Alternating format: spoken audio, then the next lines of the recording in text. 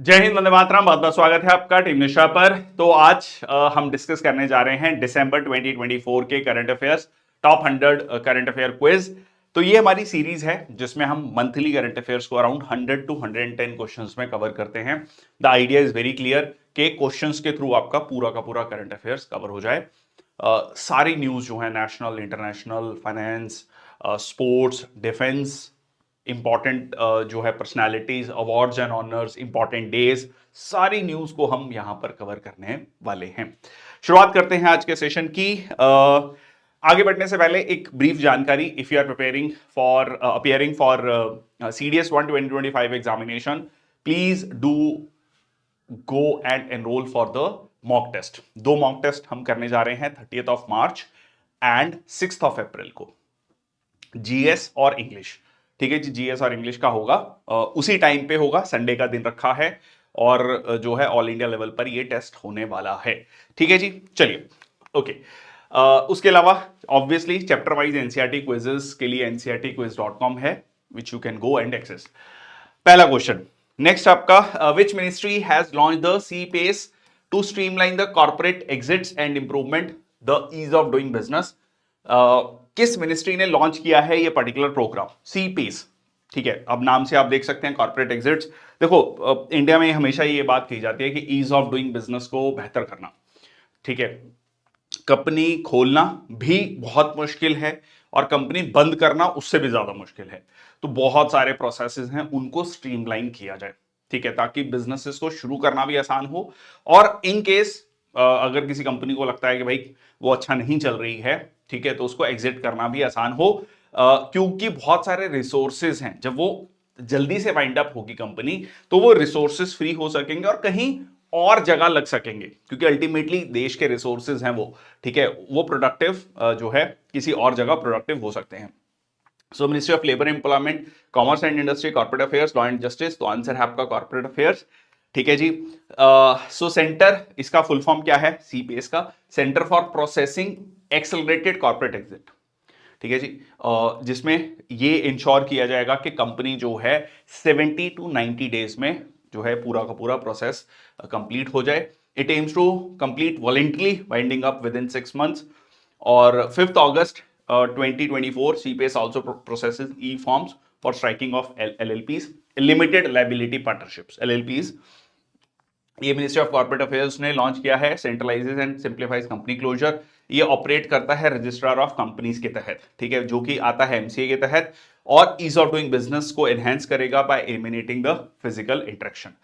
Again it all, अब ये सारी कवायद क्यों है? ये कवायद इसीलिए है कि बिजनेस की ग्रोथ हो, फॉरेन से इन्वेस्टमेंट अच्छी आए। ठीक है जी। और सेक्शन 248 है कंपनीज एक्ट का 2013, जो इंपावर करता है रजिस्ट्रार ऑफ कंपनीज को to remove company names from the register. अब इसमें एक एग्जांपल है कि कंपनी वाइंडिंग अप टाइमलाइंस जो हैं, अगर आप यूएस में देखोगे तो 90 टू 180 डेज है, जर्मनी में 1 साल से लगभग है, ज्यादा है।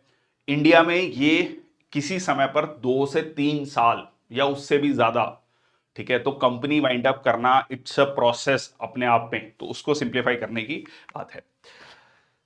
ठीक है जी। नेक्स्ट आपका, who claims the women's single title at 2024 Syed Modi international badminton tournament? किसने जो है वुमेन सिंगल टाइटल जीता है Syed Modi international badminton tournament? अब देखो इसमें दो तरीके, एक और तरीके का क्वेश्चन बनता है। सैयद मोदी इंटरनेशनल टूर्नामेंट किस गेम से रिलेटेड है? 4 ऑप्शन दे देगा, क्रिकेट, बैडमिंटन, फुटबॉल, ठीक है, हॉकी। तो ये आंसर है इसका पीवी सिंधु। मेंस में कौन है? ठीक है, मेन सिंगल टाइटल किसने जीता है? 1 सेकंड के लिए पॉज कर लो वीडियो को और जस्ट 1 सेकंड के लिए सोचो। दैट इज द लक्ष्य Sen secure the women and men single title Syed Modi international badminton tournament. ठीक है जी। तो यहां पर पीवी सिंधु ने चाइना की वू लव को हराया फाइनल में, और ये हुआ आपका बाबू बनारसीदास इंडोर स्टेडियम लखनऊ में। ठीक है जी। और Syed Modi international badminton tournament जो है इंडियन शटलर सैयद मोदी के नाम से है, और ये हर साल जो है भारत में होता है। नेक्स्ट आपका, which organisation introduce the AI powered Lisa system? ठीक है, ये इंटरेस्टिंग है ये भी। Indian Oil, Indian Railways, Reliance, Amazon. तो ये लॉन्च किया है इंडियन रेलवेज ने। बेसिकली जब भी हम सब ने कहीं ना कहीं जब भी हमने ट्रेवल किया है रेलवेज में, तो जो भी आपको वहां पर एयर कंडीशन कोचेज में, ठीक है जी, कह लीजिए जो भी ब्लैंकेट वगैरह मिलती है, चादर मिलती है, उस पे स्टेन्स लगे हैं, तो उसमें एआई यूज होगा। इंटरेस्टिंग है, ठीक है। इट ऑपरेट्स अंडर, ठीक है, डेवलप्ड बाय पुणे डिवीजन, और जिसमें कि stain, defect, damages in linen using the AI technology.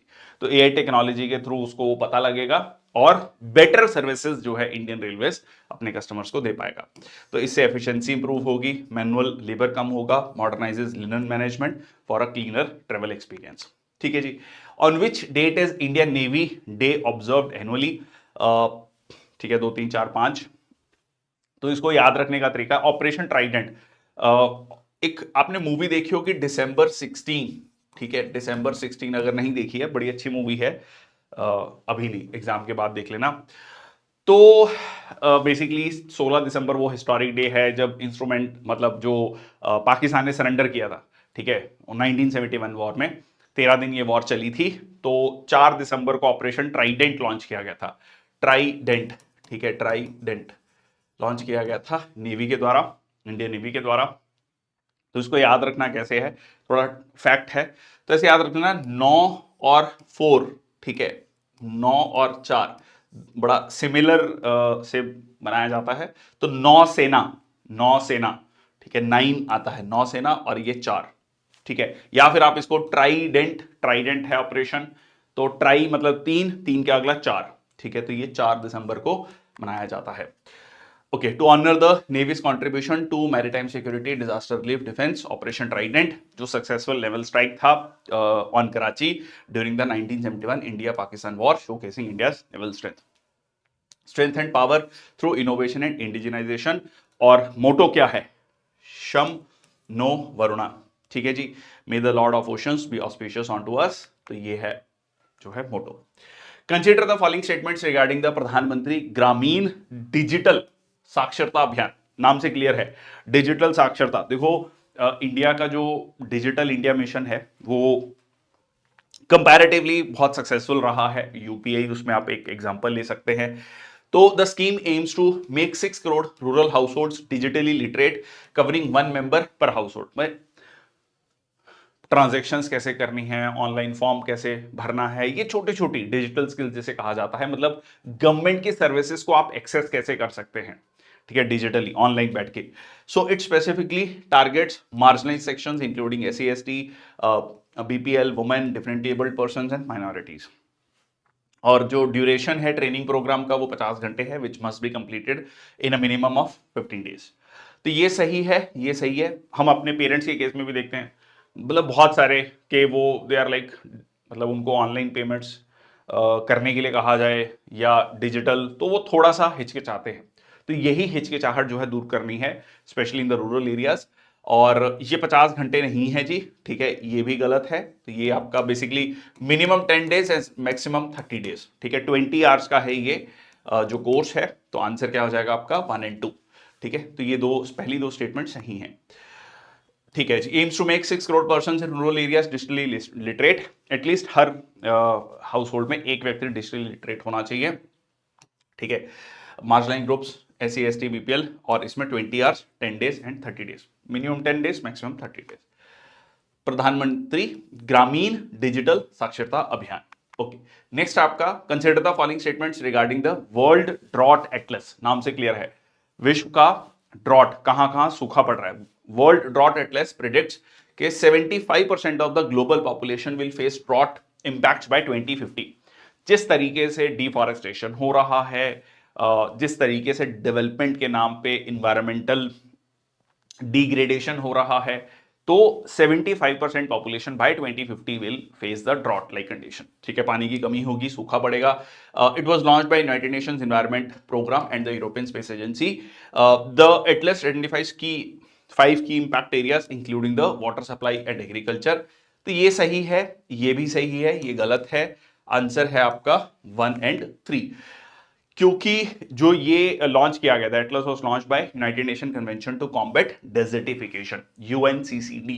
देखो, एक है आपका UNFCCC, United Nations Framework convention on climate Change, जो आजकल हम COP29 अजरबैजान बाकू में हुआ, ठीक है। एक है UNCCD, ठीक है, United Nations Convention on to combat desertification, ये हम आगे डिस्कस भी करेंगे, एक दो क्वेश्चन और हैं इस पे। और ये European commission joint research centre, ठीक है, के द्वारा लॉन्च किया गया है। 5 की एरियाज हैं जिसमें water supply, agriculture, hydro power, inland navigation and ecosystem के बेसिस पे ये एटलस आइडेंटिफाई करेगा की एरियाज को, ठीक है। चलिए, which Indian city has become the first to implement all 3 newly introduced criminal laws? ठीक है, ये वैसे ऑलरेडी लॉन्च हो चुके हैं, ठीक है, धीरे धीरे करके, मतलब ये हो रहा है कि अब इसके बाद, क्योंकि एक बार में इतने बड़े देश में आप पूरा का पूरा कानून बदलना, ठीक है, जो कि बहुत एस्टेब्लिश सिस्टम से चल रहा है, इट टेक्स टाइम। तो यहां पर चंडीगढ़, ठीक है जी, यूनियन टेरिटरी है, तो यहां पर ये किया गया है। So, Prime Minister Narendra Modi announced the complete implementation of 3 criminal laws in Chandigarh, making it the first city in India to achieve this milestone. ठीक है जी, IPC, CRPC और एविडेंस, ठीक है, 3 कानून जो है, जो कि ब्रिटिश टाइम के लॉज हैं, उनको बदला गया है। And the laws came into effect on 1 July 2024। Okay, next आपका, what is the name of optimisation tool launch by Indian government for improving the public distribution supply chain? देखिए, PDS supply chain के बारे में हमेशा, जिससे कि जो है राशन मिलता है, जो कहा जाता है कि हम 80 करोड़ लोगों को राशन दे रहे हैं, उसमें कई बार ये चीज आती है कि पीडीएस में, पब्लिक डिस्ट्रीब्यूशन सिस्टम में बहुत करप्शन है और लीकेजेस हैं, जा रहा है गांव में, कहीं और पहुंच जा रहा है, इस तरीके की चीजें आती हैं। तो यहां पर एक कह लीजिए ऑप्टिमाइजेशन टूल बनाया गया है, खान पान, फूड नेट, अन्न चक्र, ग्रेन फ्लो। तो आंसर है इसका अन्न चक्र। बेसिकली इसमें क्या होगा, बहुत सारे राशन शॉप्स हैं, बहुत सारे like food corporation of India के जो है पीडीएस सिस्टम्स हैं, डिस्ट्रीब्यूशन सिस्टम्स हैं, उनमें ऑप्टिमाइजेशन होगा। बेसिकली जैसे आप गूगल मैप यूज कर रहे हो, आप कह रहे हो भाई तुम इस रूट से मत जाओ, ये एक शॉर्ट रूट है, ठीक है भाई, सॉरी, ये शॉर्ट रूट है, इस रूट से मत जाओ, उल्टा हो गया, ठीक है। तो शॉर्ट रूट से जाओ ताकि आपका फ्यूल कंजम्पशन कम हो। तो इस तरीके से ये इस छोटे छोटे स्टेप से एक्सपेक्टेड है कि 250 करोड़ रुपए साल का सेव हो जाएगा। मतलब इट्स इंडियन इकोनॉमी के कंटेक्स्ट में देखोगे तो not a very big amount, 250 crore, but 250 crore amount है, ठीक है, definitely. So Anna Chakra scan portal to enhance efficiency of public distribution system, ये डेवलप किया है in collaboration with World Food Programme and IIT Delhi, advanced algorithms for route optimisation and food grain movement. तो ये system जो है इंटीग्रेट करेगा PM गति शक्ति। गति शक्ति किससे रिलेटेड है? लॉजिस्टिक्स से, ठीक है, लॉजिस्टिक्स से रिलेटेड है। लॉजिस्टिक्स मतलब मूवमेंट से रिलेटेड, ट्रांसपोर्टेशन से related. So covering 4.37 fair price shops, ठीक है, 6700 वेयर हाउसेस, 30 स्टेट्स में, पोटेंशियल सेविंग ऑफ 250 करोड़, ठीक है। Faster food distribution, logistic cost कम होगी, फ्यूल कंजम्पशन कम होगी। अब जब फ्यूल कंजम्पशन कम होगी तो कार्बन एमिशंस भी कम होगा, ठीक है। तो ये जो है इनिशिएटिव 81 करोड़ बेनिफिशियरीज को सपोर्ट करेगा। ओके, नेक्स्ट आपका the smile scheme aimed at rehabilitating beggars and marginalized individuals is implemented by which ministry? Ministry of social justice and empowerment, Ministry of health and family welfare, Ministry of education and Ministry of home affairs। तो ये है आपका answer है, ministry of social justice and empowerment, support for marginalised individuals and livelihood enterprise, जो कि central sector scheme है। Central sector scheme का मतलब मैं कई बार पहले भी बताया है कि 100% government funded, central government funded, ठीक है। सेंट्रली स्पॉन्सर्ड स्कीम में स्टेट, सेंटर और स्टेट मिलकर फंड करते हैं उसको। Minister of social justice and empowerment और rehabilitation of beggars and other vulnerable individuals. तो ये जो है department of social security and empowerment जो है is implementing this scheme in Puri, Jajpur, Bhubaneswar under the second phase, जो कि 50 सिटीज को इंक्लूड करता है, ठीक है जी। चलिए, नेक्स्ट आपका consider the following statements regarding the national mission for manuscripts जो कह लीजिए एंशियंट टाइम से, मेडिएवल टाइम से, ठीक है, उनको सेव करना है, उनको प्रोटेक्ट करना है। तो उसका जो है डिजिटाइजेशन किया जा रहा है, मतलब डिजिटल रिकॉर्ड्स मेंटेन किए जा रहे हैं ताकि फ्यूचर जनरेशंस के लिए भी वो अवेलेबल हों। So National Mission for Manuscripts was launched during the 9 5-year plan. The National Mission for Manuscripts operates under the Indira Gandhi national centre for arts. पांडुलिपि पटल, पांडुलिपि इज बेसिकली जो भी हमारी लिपि होती है, जैसे हम कहते हैं देवनागरी लिपि है, ठीक है, गुरुमुखी लिपि है, इस तरीके से provides platform access to digitised manuscripts. तो ये सही है, ये सही है। ये 9th 5 ईयर नहीं, ये 10th 5 ईयर प्लान था, ठीक है, 10th 5 year plan. Comment section box में आज का मेरा पहला क्वेश्चन, मतलब जो आप आंसर करेंगे कमेंट सेक्शन बॉक्स में, छोटा सा चीज है, गूगल कर लोगे तो मिल जाएगा। 10th 5 ईयर प्लान का टाइम पीरियड क्या था, ठीक है। ओके, सो ये दोनों सही हैं, तो आंसर क्या हो गया आपका 2 एंड 3, ठीक है जी, 2 एंड 3। सो 2003 में ठीक है जी, 10th 5 ईयर प्लान में Indira Gandhi national centre for arts जो है इसको ऑपरेट कर रहा है। और मकसद क्या है कि जो मैन्युस्क्रिप्ट्स हैं उनको किस तरीके से lamination, restoration, D acidification, preventive conservation training जो है और उसको प्रोटेक्ट किया जाए, ठीक है। तो इस तरीके से डिजिटाइज्ड रिकॉर्ड्स मेंटेन किए जाएंगे। Which country has revoked India's most favored nation status clause under the double taxation avoidance agreement? Simple भाषा में मोस्ट फेवर्ड नेशन स्टेटस क्या कहता है?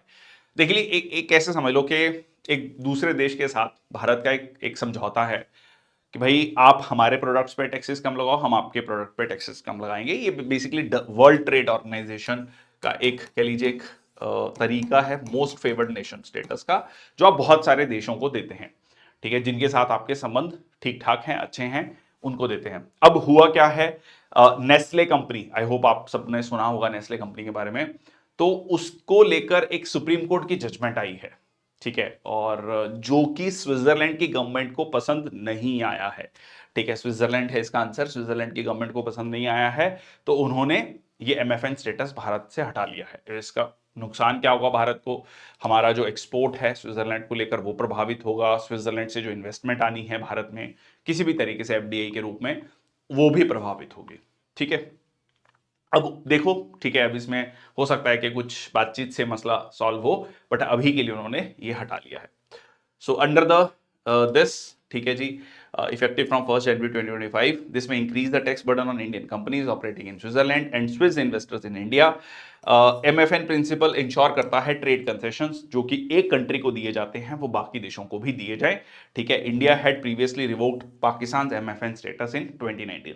पाकिस्तान ने इंडिया को बहुत, मतलब I think please cross check के एमएफएन स्टेटस नहीं दिया है, ठीक है, दैट इज फॉर श्योर। और इंडिया ने दे रखा था कि चलो ठीक है, बट इंडिया ने 2019 में वो भी हटा लिया, ठीक है। Okay, double taxation avoidance agreement. The कर्च straight recently in news connects which of the following two water bodies, Black Sea and Red Sea, Mediterranean and Adriatic Sea? देखिए, रशिया यूक्रेन वॉर के बाद ये जो पर्टिकुलर जगह है कर्च straight, ये काफी ज्यादा चर्चा में है। आई होप अब तो क्लियर हो जाना चाहिए कि आंसर क्या होना चाहिए इसका।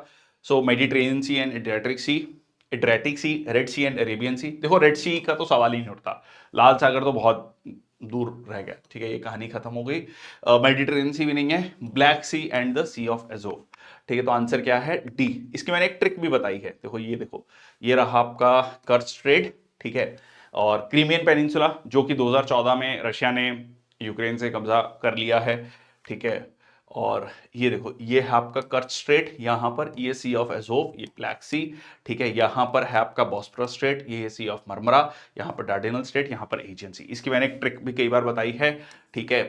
AK-47, ठीक है, AK से क्या हो गया, ठीक है, sea of Azov and Kerch strait, ठीक है। फिर ब्लैक बॉस ने बहुत मारा, ठीक है, ऐसे समझ लो कि AK-47 के बट से ब्लैक बॉस ने बहुत मारा, दर्द हुआ, ठीक है, दर्द हुआ, और आवाज आई AGOG, ठीक है।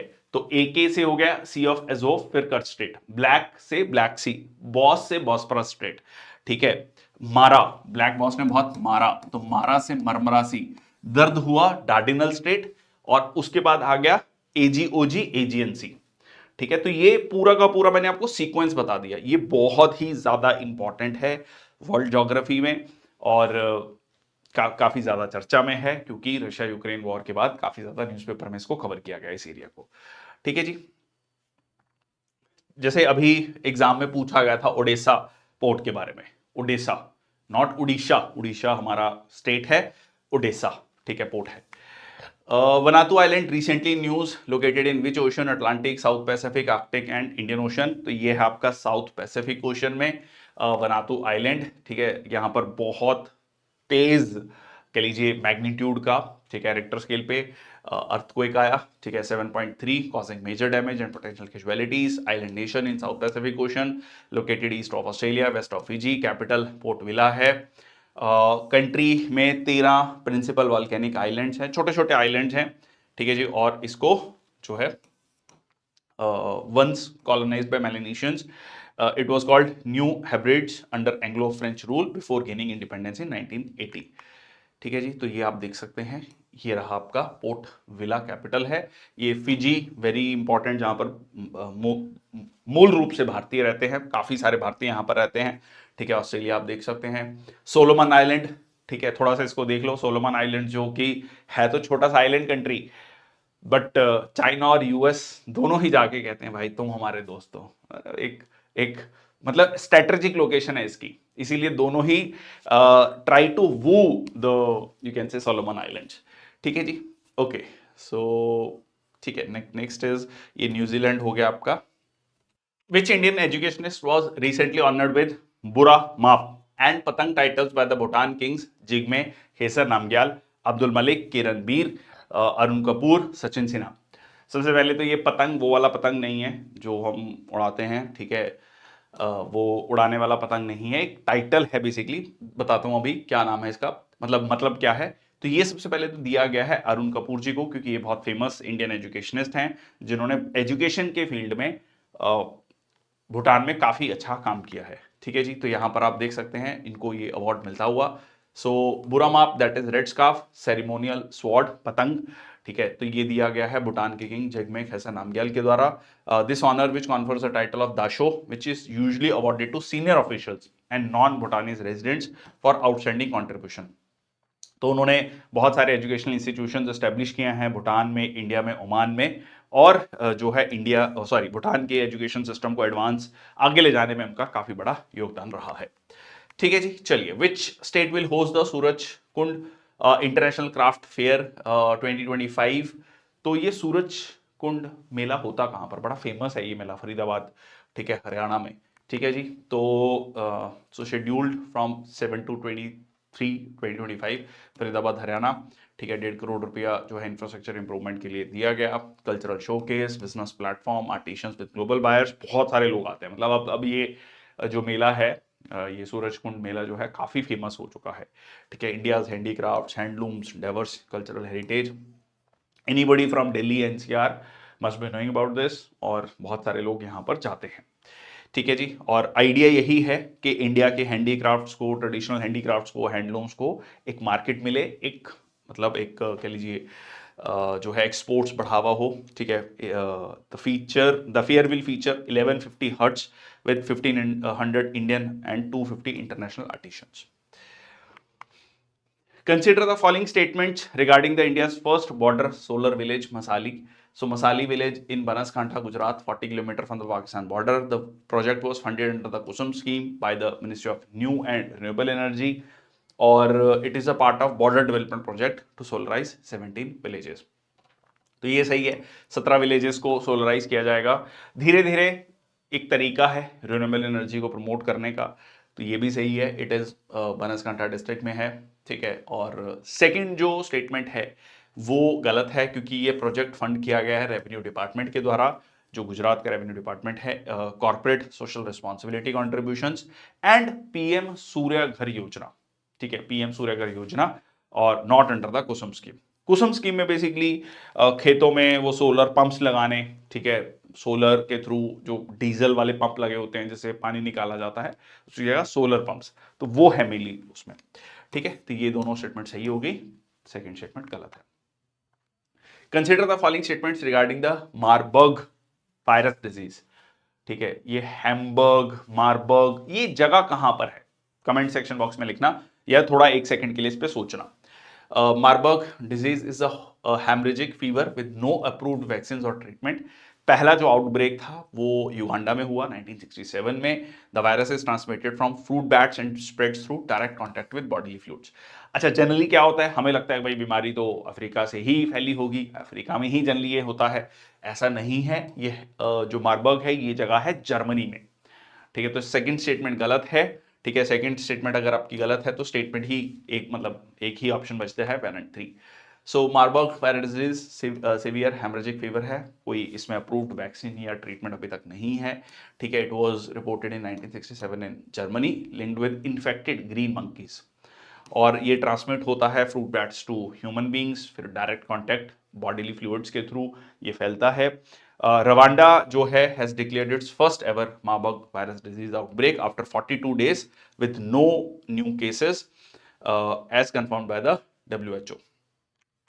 ठीक है जी, तो ये है आप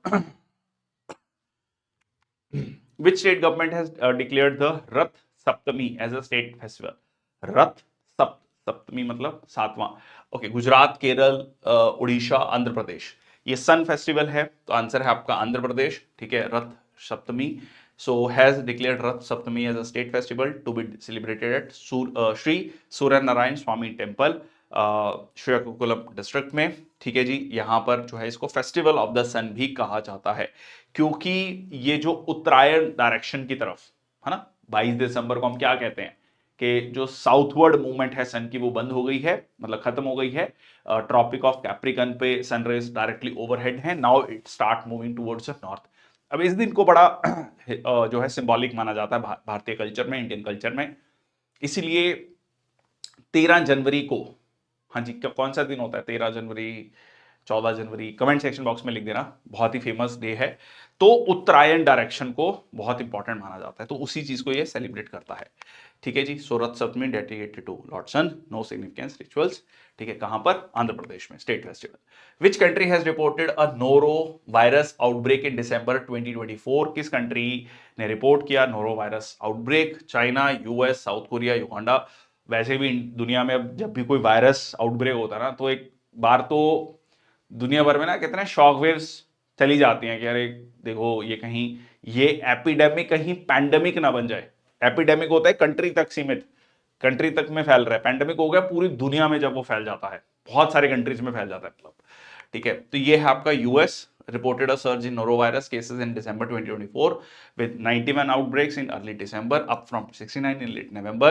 Highly contagious virus है that causes gastroenteritis, जिसको कि सिंपल भाषा में हम स्टमक फ्लू भी कह देते हैं, विंटर वॉमिटिंग बग भी कहा जाता है। कंटेमिनेटेड फूड और वाटर के थ्रू होता है, और ये वायरस रिस्पॉन्सिबल है 90% वायरल गैस्ट्रोएंटराइटिस को लेकर। और प्रिवेंटिव मेजर्स यही हैं कि हाइजीन पर फोकस किया जाए। ठीक है जी, तो ये this is the norovirus. Consider the following statement regarding the Railways Amendment Bill 2024. The bill grants statutory powers to Railway Board, allowing the central government to determine its composition, qualification, and terms of service. It enables privatization of railway assets, allowing private entities to own and operate railway infrastructure. देखो कई बार ना statement based question में होता है, बड़ी बड़ी statements होती हैं, बट इट इज इंपॉर्टेंट। दोनों चीजें हैं, पूछा भी जा रहा है, रीसेंट पेपर्स में आप देखोगे तो बड़ी बड़ी स्टेटमेंट्स भी पूछी जा रही हैं। एक बार तो हिस्ट्री के पेपर में अभी पिछले साल ही 6 स्टेटमेंट थी, लिटरली 6 स्टेटमेंट, मतलब पूरा आधा पेज एक क्वेश्चन था। ठीक है, तो पूछा जा रहा है पहली बात तो। दूसरा ये है कि इस एक क्वेश्चन के थ्रू हम बहुत सारी पूरी न्यूज कवर करने की कोशिश कर रहे हैं। ठीक है, ओके। ये उन लोगों के लिए है जो पहली बार सेशन देख रहे होंगे या अभी देखना शुरू किया है, उनको लग सकता है अरे बहुत मुश्किल है, तो it is a way to cover the current affairs. ठीक है, okay, so the bill facilitates superfast train operations and expansions including rerouting through Thave Junction in Bihar. ठीक है जी, तो ये है आपका, देखो ये सही है ओवरऑल। अब भारत सरकार कोशिश कर रही है कि एसेट्स रेलवे के कुछ कुछ ऑपरेशंस को या कुछ कुछ एसेट्स को प्राइवेटाइज किया जाए, ऑब्वियसली ताकि रेवेन्यू जनरेट हो, ताकि धीरे धीरे जो है प्राइवेटाइजेशन का जो बेटर मैनेजमेंट है उसका बेनिफिट लिया जा सके। तो आंसर इसमें एक ही स्टेटमेंट सही है। फर्स्ट स्टेटमेंट क्यों गलत है? क्योंकि ये स्टैट्यूटरी पावर्स रेलवे बोर्ड को नहीं देता है, it remains under the government control. This bill enables privatisation, ये बिल्कुल ठीक है।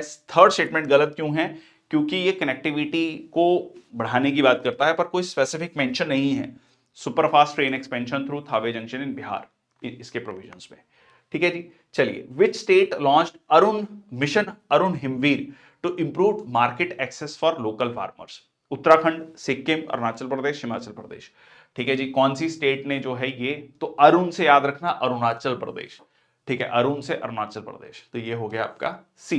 ठीक है जी, अरुणाचल प्रदेश ने स्कीम लॉन्च की है अपने किसानों के लिए। तो self help groups, food producer organisation, cooperatives, ताकि डायरेक्टली प्रोक्योर किया जा सके एग्रीकल्चर प्रोडक्ट्स को through MoU with ITBP, Indo Tibetan border police. ठीक है जी, चलिए नेक्स्ट आपका, which state ranked first in the India skill report 2025 for employability?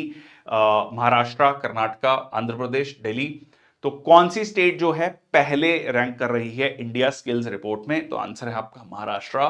ठीक है जी, महाराष्ट्र, मुंबई है फाइनेंशियल कैपिटल है, इस तरीके से आप याद रख सकते हैं। Followed by Delhi, Karnataka, Andhra Pradesh, Kerala. The report highlights India's leadership in AI skill penetration and the transformation impact of AI on the workforce. Which state became the first Indian state to introduce a dedicated yoga policy? Uttar Pradesh, Uttarakhand, Bihar, Rajasthan. तो देवभूमि, या फिर ऐसे याद रख लो कि पतंजलि योग, बाबा रामदेव, देहरादून। ठीक है, सो मतलब उत्तराखंड में that is the very famous. ठीक है, तो आंसर हो गया उत्तराखंड, याद रखने के लिए। ठीक है, so it set to become the first Indian state with dedicated yoga policy. ठीक है जी, so leveraging Rishikesh reputation as the yoga capital of the world. It integrates yoga, Ayurveda and wellness tourism, supporting employment and health care initiatives. Recently, Gadhimai festival was seen in the news. It is related to which country?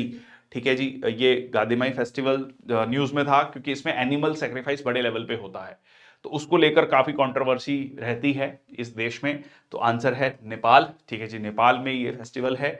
So held every 5 years in southeastern Nepal in one of the world's most controversial religious events, known for mass animal sacrifice to appease Hindu goddess Gatimai. Despite legal challenges, animal right protest, the ritual continues. तो ये आप देख सकते हैं, थोड़ा सा मतलब इसको लेकर चर्चा रहती है। Which disease has India recently declared a notifiable disease? Rabies, snake bite, काला अजहर, लेप्टोस्पायरोसिस। अब इसमें क्या है, नोटिफाइबल डिजीज की अगर हम बात करें तो स्नेक बाइट ना, उसको नोटिफाई नहीं किया गया था। ये ऐसे इंसिडेंट्स आपको बहुत जगह मिलते हैं, तो उसको कम करना है 50% तक बाय 2030। ठीक है जी, so global snake bite deaths को रिड्यूस करना है बाय 50% बाय 2030। ये WHO का टारगेट है, वर्ल्ड हेल्थ ऑर्गेनाइजेशन का। तो India has declared in November 2024 to improve surveillance, treatment and prevention. खासकर अगर आप देखेंगे north east area, north east में, eastern part of the country में ज्यादा आपको देखने को मिलता है। Which country was chosen to chair the 68th session of United Nations commission on narcotic drugs? कौन सा देश जो है इसको चेयर करेगा? ठीक है जी, so China, US, India, Russia. तो आंसर है आपका इंडिया। इंडिया को ये जो है मौका मिला है। So India was elected to chair the 68th session of United Nation Commission on narcotic Drugs for the first time.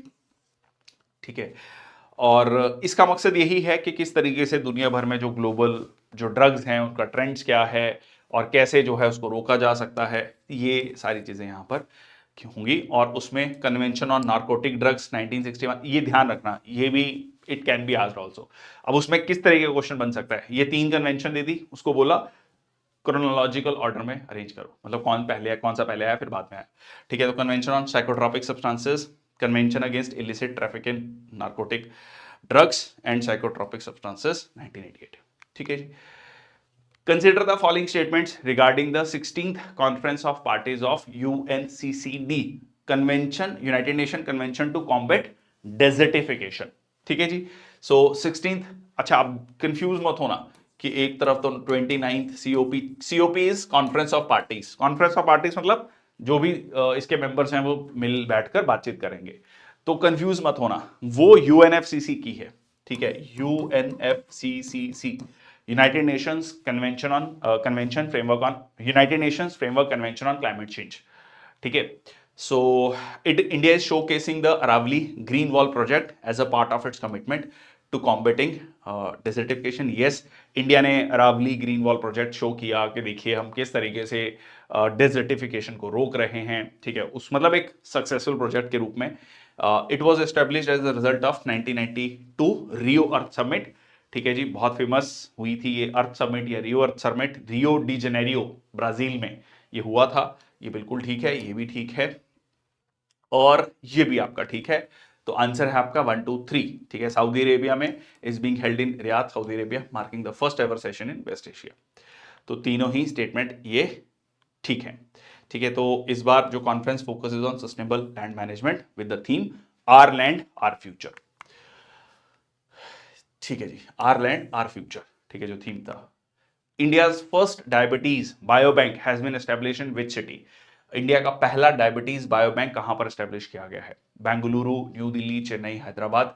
तो ये आंसर है इसका चेन्नई। तो ये बायोबैंक क्या करेगा? बेसिकली जो भी सैंपल्स हैं उनको कलेक्ट करेगा, उनको प्रोसेस करेगा, स्टडी करेगा, रिसर्च करेगा, उससे और रिलेटेड क्या क्या डिजीजेस हो सकती हैं उनके बारे में जानकारी देगा।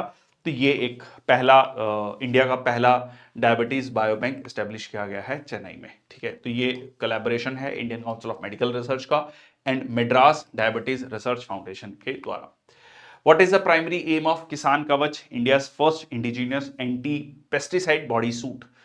Protect farmers from harmful pesticide exposure, increase crop productivity through advanced technology, improve irrigation efficiency, enhance soil fertility। क्या है? देखो नाम से क्लियर है, बॉडी सूट। देखो होता क्या है कि जब किसान जो है फर्टिलाइजर डालता है तो उसका इम्पैक्ट, ठीक है, बहुत बार होता है कि वो हाथ से डाल रहा है, उसका इम्पैक्ट जो है उसकी बॉडी पे आता है और ये इम्पैक्ट पूरी दुनिया में देखा गया है किसानों पर। तो किस तरीके से जो है वो अपने आप को बचा सकता है, ठीक है जी, और protect farmers from harmful pesticide exposure. So first indigenous anti pesticide body suit developed by BRIC InStem in collaboration with the Sepio health private limited. ठीक है जी, so breathing disorders, vision loss, fertilities, ये आप देख सकते हैं। ठीक है, तो कुछ इस तरीके से ये दिखाई देगा। ठीक है, किसान कवच। निटाम्बो नंदी नदायतवा फर्स्ट फीमेल प्रेसिडेंट बनी है किस देश की? तो नंदी, ठीक है, तो माली, नामीबिया, बोत्सवाना। तो नंदी से याद रखना नामीबिया। ठीक है, नामीबिया, नंदी, नामीबिया बड़ा सिमिलर साउंडिंग है। तो ये नामीबिया कहां पर है? अगर आप अफ्रीका का मैप देखेंगे, ठीक है, तो यहां पर नामीब डेजर्ट है, नामीब डेजर्ट के साथ कालाहारी डेजर्ट, साउथ अफ्रीका का नेबरिंग कंट्री। इवन जो है आपका ट्रॉपिक ऑफ कैप्रिकन, ठीक है, मकर रेखा भी यहां से गुजरती है। ठीक है जी, चलिए। सो made history by becoming the Namibia's first female president after winning 57% of the vote. Okay, which word has been chosen as the Merriam-Webster's word of the year 2024? Brain rot, fortnight, polarization, demure। ठीक है जी, पूरी दुनिया में polarisation, ठीक है, धर्म के आधार पर, जाति, लाइक फाइनेंशियल स्टेटस के आधार पर, ठीक है जी, लैंग्वेज के आधार पर, तो इसको लेकर ये वर्ड यूज किया गया। Word of the year reflecting the deep societal, cultural and political divides observe through out the year. ठीक है जी, तो ये पोलराइजेशन वर्ड सिलेक्ट किया गया है। Which of the following personalities has been named as Time Magazine's Person of the Year for 2024? Volodymyr Zelensky, Emmanuel Macron, Donald Trump, Narendra Modi. देखो अब ये टाइम मैगजीन मेनली यूएस में है, तो उनके लिए यूएस जब राष्ट्रपति इलेक्शन होते हैं, जब नया राष्ट्रपति चुनकर आता है, तो अपने आप में वो पूरी दुनिया में बड़ी बात होती है और डेफिनेटली टाइम मैगजीन के लिए वो बड़ी बात है। तो कौन है नए राष्ट्रपति? सो दैट इज डोनाल्ड ट्रंप। ठीक है, और हुआ भी है। डोनाल्ड ट्रंप के आने के बाद जो उनके डिसीजंस हैं, उन्होंने एक बार तो पूरी दुनिया को थोड़ा सा हिला के तो रख दिया है डेफिनेटली। ठीक है, सो टैरिफ लगाने की बात कर रहे हैं, कनाडा को बार बार कह रहे हैं 51st स्टेट गवर्नर। ठीक है, प्रधान, किसी देश के प्रधानमंत्री को गवर्नर कह दे रहे हैं, ये अपने आप में बहुत बड़ा वो होता है। ठीक है, जेलेंस्की के साथ वो भैसा वैसी डेफिनेटली आप सबने देखा होगा, नहीं देखा तो जाकर देख लीजिए, यूट्यूब पे बहुत सारी वीडियोस मिल जाएंगे उस पर। तो ये सारी चीजें जो हैं कह सकते हैं। So come back after defeating the vice president Kamala Harris in the November 5 elections. ठीक है जी। So person of the year, mount Semeru which erupted is located in which country? Japan, Indonesia, Philippines, Papua New Guinea. Mount Semeru, तो ये है आपका Semeru, very Indian name, Indonesia, ठीक है जी। सो लोकेटेड इन ईस्ट जावा, 15 दिसंबर 2024 को इरप्ट हुआ। Thick column of ash 1000 metres high, just think of 3000 feet तक, ठीक है। Triggered aviation warning from Indonesia centre for volcano. क्यों है? क्योंकि ये पैसिफिक रिंग ऑफ फायर पर लाइक करता है। पैसिफिक रिंग ऑफ फायर पे दुनिया के 70% से ज्यादा वोल्केनोज और अर्थक्वेक्स यहीं पर आपको देखने को मिलते हैं। Cyclone Chido was recently seen in the news. It affected which country? India, Philippines, Sri Lanka, Mozambique, ठीक है जी। ये किस देश को प्रभावित किया है इसने? तो आंसर है मोजाम्बिक, ठीक है। मोजाम्बिक अगर आप देखेंगे तो ईस्टर्न पार्ट, ठीक है, ये है आपका, यहां पर है मोजाम्बिक चैनल भी है। यहां पर एक आइलैंड है, मेडागास्कर आइलैंड, उसके बीच में। So category 4 storm caused wide spread destruction before making landfall in Mozambique's province, ठीक है जी। एंड स्पीड जो विंड्स की थी 220 kilometre per hour, just think of it, ठीक है। Heavy rainfall, flooding, displacement of communities. Okay, Gympie Gympie Gympie Gympie मतलब ये बड़ा खतरनाक वाला वो है, ठीक है। Was recently in the news. It is related to which of the following? Highly toxic plant, poisonous snake, newly discovered virus, rare gemstone. It is highly toxic plant, मतलब ये इतना टॉक्सिक माना जाता है कि जो है, मतलब it is like one of the most toxic plant. इसमें न्यूरोटॉक्सिन होता है, ठीक है, trichomes that cause agonising pain, जो कि कई हफ्तों और कई महीनों तक रह सकता है, ठीक है। इसके लॉन्ग लास्टिंग इफेक्ट्स हैं, सीवियर इफेक्ट इंपैक्ट हैं, छूने से ही मतलब उससे आपको पेन होना शुरू हो जाएगा। और like it is highly risky, ठीक है। इसमें इस तरीके से ये देख लीजिए, ये है ये पत्ता वो, ठीक है, जिम्पी जिम्पी डेंड्रोसाइनाइड मोरॉइड्स, ठीक है, डू नॉट टच। और ये आपको मिलता है ऑस्ट्रेलिया, ठीक है, ऑस्ट्रेलिया, इंडोनेशिया, उस रीजन में। Recently which country opened it's first atmospheric monitoring station in Antarctica? US, Russia, China, Australia. देखो यूएस रशिया का मान के चले, अंटार्कटिका में ऑलरेडी होगा। चाइना का वैसे होना चाहिए, पर China is kind of asserting itself science and technology के फील्ड में। ये एक तरीके की, एक ऐसे समझो कि कोल्ड वॉर ही है, नॉट एग्जैक्टली कोल्ड वॉर, हम नाम नहीं दे रहे हैं, मैं समझाने के लिए बता रहा हूं। कोल्ड वॉर का समय बहुत क्लियर है, 1945 टू 1991 तक। इसमें क्या होता है कि एक यूएस वर्ल्ड पावर है, उसकी डोमिनेंस को एक देश है चैलेंज कर रहा है हर फील्ड में। स्पेस स्टेशन बना दे रहा है, ठीक है जी। वो कह रहा है हम हाइपरसोनिक सुपरसोनिक मिसाइल्स बनाएंगे, हम मतलब स्पेस स्टेशन, बुलेट ट्रेन्स, हर एक फील्ड में इस देश को चैलेंज करेंगे, ठीक है। So that is the China, ठीक है। Establish its first atmospheric monitoring station, नाम है Zhongshan national atmospheric background station, ठीक है, ईस्ट अंटार्कटिका में। Continuous data, climate change, human impact, ठीक है। China's ambitions as a polar power, ठीक है। So expansion of Antarctic research aligns with the growing strategic and scientific interest in the region. Recently, Golan Heights was seen in the news. It is related to which of the following countries? USA, Australia, Brazil, Israel. Syria का part था, Syria का part था, है, मतलब इसको लेकर dispute है। ये अभी इजराइल के कब्जे में है। इसको लेकर बड़ी अलग कहानी है, ठीक है।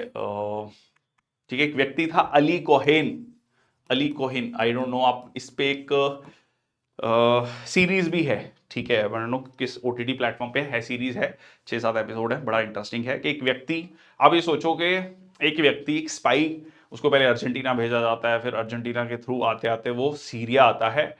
इजराइल का स्पाई, जिसको कि he eventually became the Syria defence minister. Just think of it कि आपके दुश्मन देश का डिफेंस मिनिस्टर स्पाई है, आपका स्पाई है, डिफेंस मिनिस्टर, ठीक है। तो अपने आप में इट्स मतलब ये दुनिया के one of the most successful, अगर आप इजराइल के पॉइंट ऑफ व्यू से देख रहे हैं और आप सीरिया के पॉइंट ऑफ व्यू से देख रहे हैं, क्योंकि जब पता लगा कि हाँ भाई ये ही इज अ स्पाई, तो पब्लिकली एग्जीक्यूट किया गया था उसको, ठीक है। तो उसकी भी इमेजेस आपको मिल जाएंगी, गूगल कर लेना, आपको मिल जाएगा, ठीक है। सो गोलन हाइट, ठीक है। तो ये 1967 की वॉर में जो है जो है इसराइल ने इसको कब्जा कर लिया था। तो ये आप देख सकते हैं, ये कई बार पूछा जाता है, मेडिटेरेनियन सी, ठीक है, ये तेल अवीव जो कि कैपिटल के रूप में काम करता है, दो कैपिटल, वो अपनी कैपिटल जेरूसलम को मानते हैं। ये रहा आपका वेस्ट बैंक, ये गाजा पट्टी, ठीक है। तो ये है आपका, ठीक है, इधर डेड सी है जॉर्डन और इजराइल के बीच में, ठीक है। चलिए, तो गोलन हाइट्स में सेटल, इजराइल हैज अप्रूव्ड, अब ये न्यूज में क्यों था, settlement expansion plan in the Golan Heights allocating 11.13 million to enhance infrastructure and double the population in this strategically significant region. 67 6-day war में annexed in 19 ठीक है, and annexed in 1981. So Golan Heights hold defensive and water resource value, ठीक है। यहाँ पर 50,000 residents रहते हैं, 20,000 Israeli settlers, ठीक है जी। चलिए, recently which country joint the international solar alliance, Ukraine, Moldova, Romania, Poland. तो आंसर है आपका मालदोवा, ठीक है जी। मालदोवा यूरोप में छोटा सा एक देश है, ठीक है जी। Renewable energy sustainability signed by, agreement was signed by doctor S Jaishankar and Mihai Popsoi, New Delhi में। इसका हेडक्वार्टर कहाँ पर है, गुरुग्राम, जिसको गुड़गांव, वैसे गुड़गांव कहते हैं बट गुरुग्राम ऑफिशियल नेम है, हरियाणा में, ठीक है जी। एंड जिसमें बात की जाती है इंटरनेशनल सोलर अलायंस में, जो कि इंडिया फ्रांस का जॉइंट इनिशिएटिव था पेरिस क्लाइमेट डील के बाद। $1,000 बिलियन तक की इन्वेस्टमेंट यहां पर हम चाहते हैं 2030 तक, ठीक है। और इंडिया जो है बहुत अग्रेसिवली सोलर एनर्जी को पुश कर रहा है। Which of the following two countries have teamed up to address the issue of space debris using the laser technology. कौन से दो कंट्रीज ने टीम अप किया है to address the issue of space debris using the laser technology? India and USA, India and Japan, India and Russia, India and France. तो ये है आपका इंडिया एंड जापान। देखो, पूरी दुनिया में एक चर्चा चल रही है कि हम जो सैटेलाइट्स लॉन्च करते हैं, जब वो अपना लाइफ टाइम, मतलब अपना कार्यकाल या कह लीजिए पूरा कर लेता है, ठीक है, सिग्नल्स भेजना बंद कर देता है, तो वो एक जंक है, ठीक है, कचरा है एक तरीके से, जो हवा में तैर रहा है। So it is very important कि उसको ठीक किया जाए। तो इसको लेकर इंडिया और जापान ने जो है कह लीजिए टाई अप किया है। एंड जापान का orbital lasers, India's in space city has signed a preliminary agreement to collaborate on space debris removal using laser equipped satellites, ठीक है। तो ताकि उस डेब्रिस को वेपराइज किया जा सके हवा में, ठीक है। और टेस्टिंग शुरू होगी 2027 में। Recently, Prime Minister Narendra Modi was awarded the Order of Mubarak Al Kabir. This honor was given by which of the following countries? Saudi Arabia, UAE, Kuwait, Qatar. तो आंसर है आपका जी, कबीर से याद रख लेना, के से कबीर, ठीक है। ओ कबीरा मान जा, कौन सा गाना था, हाँ, कुवैत, ठीक है जी, Kuwait. So Kabeer, Kuwait. So first official visit prime minister Narendra Modi with honoured with Kuwait's highest civilian award, order of Mubarak Al Kabeer. अब ये बड़ी चर्चा का विषय होता है, अगर आप थोड़ा सा फॉलो करते हैं, पाकिस्तान की मीडिया को फॉलो करेंगे या पाकिस्तान में देखेंगे, तो ये बड़ी चर्चा का विषय होता है कि बहुत सारे जो वेस्ट एशिया के देश हैं, जो मुस्लिम कंट्रीज हैं, वो इंडिया में जो है प्रधानमंत्री को अवार्ड्स दे रहे हैं, हाईएस्ट ऑनर्स दे रहे हैं, ठीक है जी। So significant contribution to strengthening India Kuwait bilateral relations. उनको लगता है कि भाई जो organisation of Islamic cooperation, OIC countries में बहुत सारे जो कंट्रीज हैं वो इंडिया को अवार्ड्स दे रहे हैं, ये कैसे हो रहा है, ठीक है। तो डिप्लोमेसी, ठीक है, देखो डिप्लोमेसी में एक बड़ी अच्छी बात की जाती है, जैसे अमेरिका अपनी डिप्लोमेसी बात करता है, अमेरिका फर्स्ट। आजकल इंडिया भी अपनी डिप्लोमेसी इसी तरीके से चला रहा है, इंडिया फर्स्ट, ठीक है। पहले हम थोड़ा सा बहुत ज़्यादा कह लीजिए बैलेंस आउट करने की चीज़ें कोशिश करते हैं, अब बहुत क्लियर है इंडिया फर्स्ट पॉलिसी, ठीक है। दो वी ऑलवेज से कि that we are in favour of peace, not in favour of war. Obviously nobody wants war, but India के इंटरेस्ट को भी ध्यान में रखना, ठीक है जी। चलिए, consider the following statements regarding the NHRC chairperson appointments. Chairperson must be a retired chief justice of India. ये पहले हुआ करता था, तो इसीलिए सरकार को बड़ी दिक्कत आती थी, क्योंकि चीफ जस्टिस ऑफ इंडिया मतलब जनरली सुप्रीम कोर्ट जज 65 में रिटायर होते हैं, इसकी एज जो है 70 ईयर्स है, तो ऑप्शन बड़ी कम बचती थी, ठीक है। तो फिर इसको अमेंडमेंट किया गया था, इसमें किया गया कि retired chief justice of India और सुप्रीम कोर्ट जज ऑफ इंडिया, ठीक है। तो ये गलत है, ठीक है। इट शुड नॉट, मतलब ऐसा नहीं है कि सिर्फ retired chief justice of India ही होंगे, वो रिटायर्ड सुप्रीम कोर्ट जज भी हो सकते हैं, कोई भी सुप्रीम कोर्ट जज, ठीक है।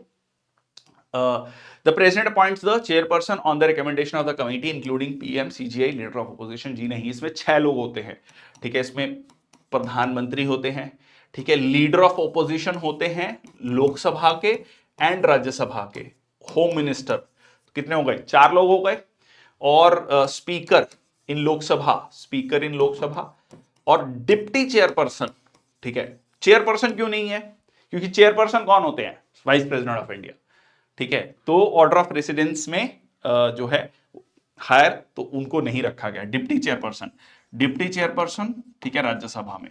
तो ये जो लोग हैं ये मिलकर इस कमेटी में जो है रहते हैं, वो सिलेक्ट करते हैं मेंबर्स को फर्दर, ठीक है। NHRC was established under the protection of human rights act, ठीक है।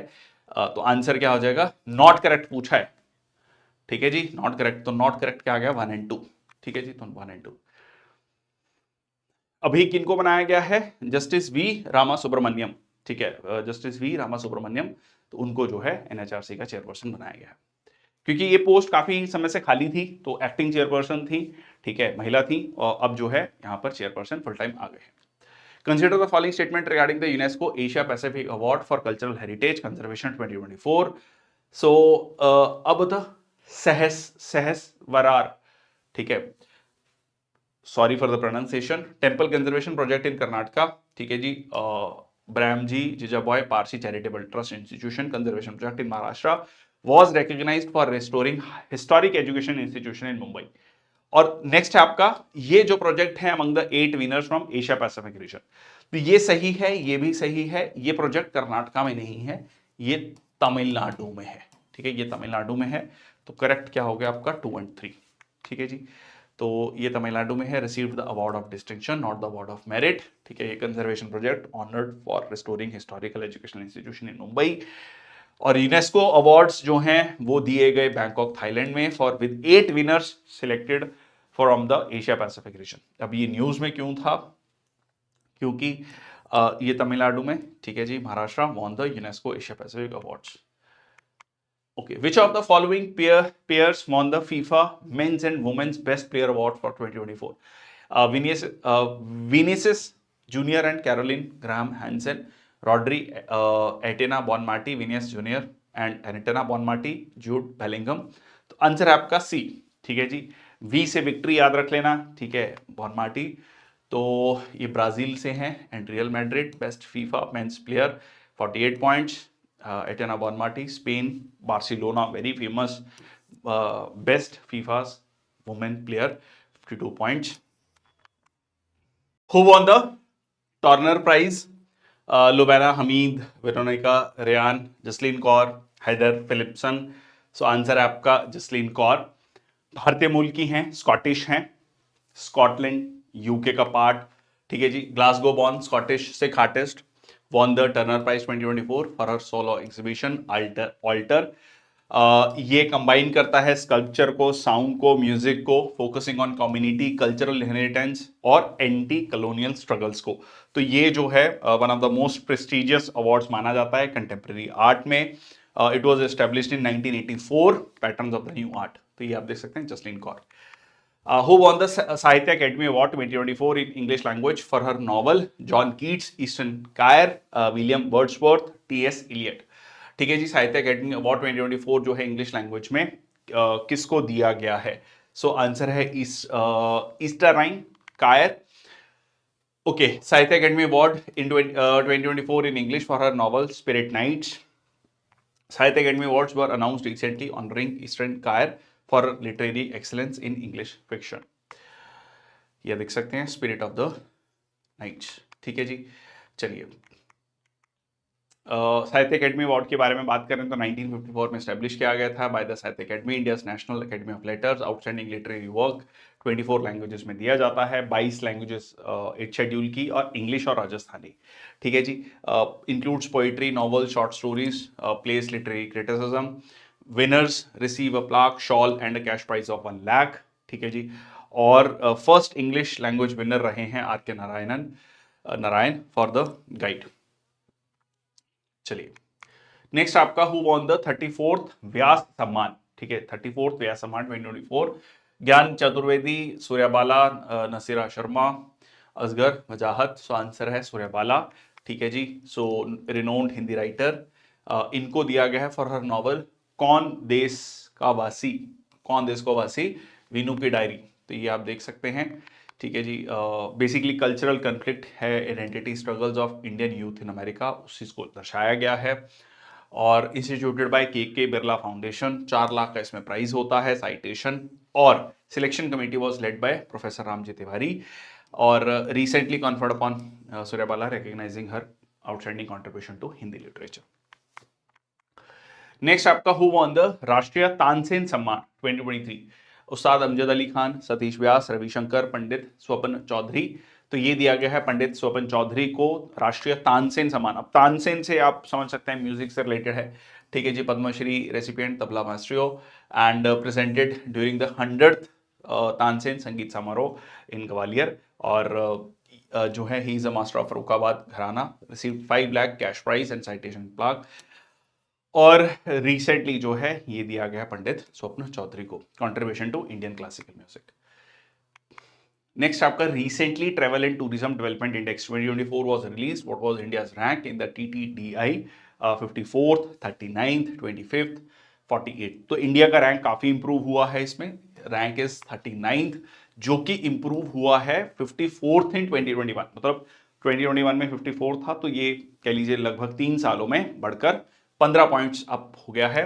इसमें लाइक टूरिज्म इंफ्रास्ट्रक्चर इंप्रूव हुआ है, schemes like Swadesh Darshan, Prasad, assistance to central agencies. India is emerging as a global hub for medical tourism with initiatives like Advantage Healthcare India Portal। ठीक है जी। इसमें 500 नए air roots, 150 नए एयरपोर्ट्स और high speed train like Vande Bharat चलाई गई हैं। Which of the following countries participated in the first ever joint tabletop exercise SINBEX with India? Cambodia, Vietnam, Thailand, Indonesia.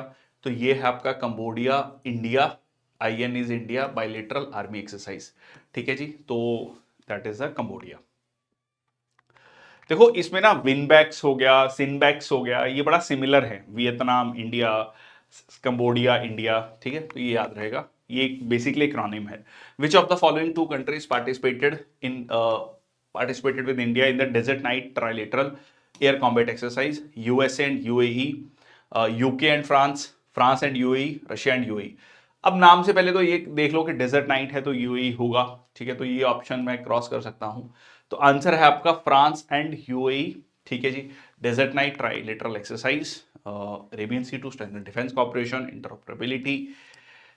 Okay, so India और फ्रांस जो है अपने साथ जो एक्सरसाइज करते हैं, शक्ति, वरुण और Garuda exercise. Which of the following forces conducted the Selenex 2024 naval exercise with Sri Lanka? वैसे तो क्वेश्चन में ही पूछ लिया नेवल एक्सरसाइज, तो नेवल एक्सरसाइज कौन करेगा? नेवी ही करेगा। वैसे भी श्रीलंका, SL श्रीलंका, I से इंडिया, नेवल एक्सरसाइज, N से नेवल। ठीक है, N से नेवल एक्सरसाइज, तो हो गया इंडियन नेवी। ठीक है जी। चलिए नेक्स्ट आपका रिसेंटली हरिमाऊ शक्ति was seen in the news. Which type of exercises Harimau शक्ति 2024? Military, air, naval, cyber exercise. ठीक है जी। तो ये है आपका मिलिट्री एक्सरसाइज, इंडिया मलेशिया। तो हरि से याद रख लो, हरि शब्द भगवान कृष्ण के लिए इंडिया में, और माऊ से मलेशिया याद रख लो। ठीक है जी। तो ये क्या है? मिलिट्री एक्सरसाइज है, और जो है इंडिया और मलेशिया के बीच में जॉइंट मिलिट्री एक्सरसाइज। ओके,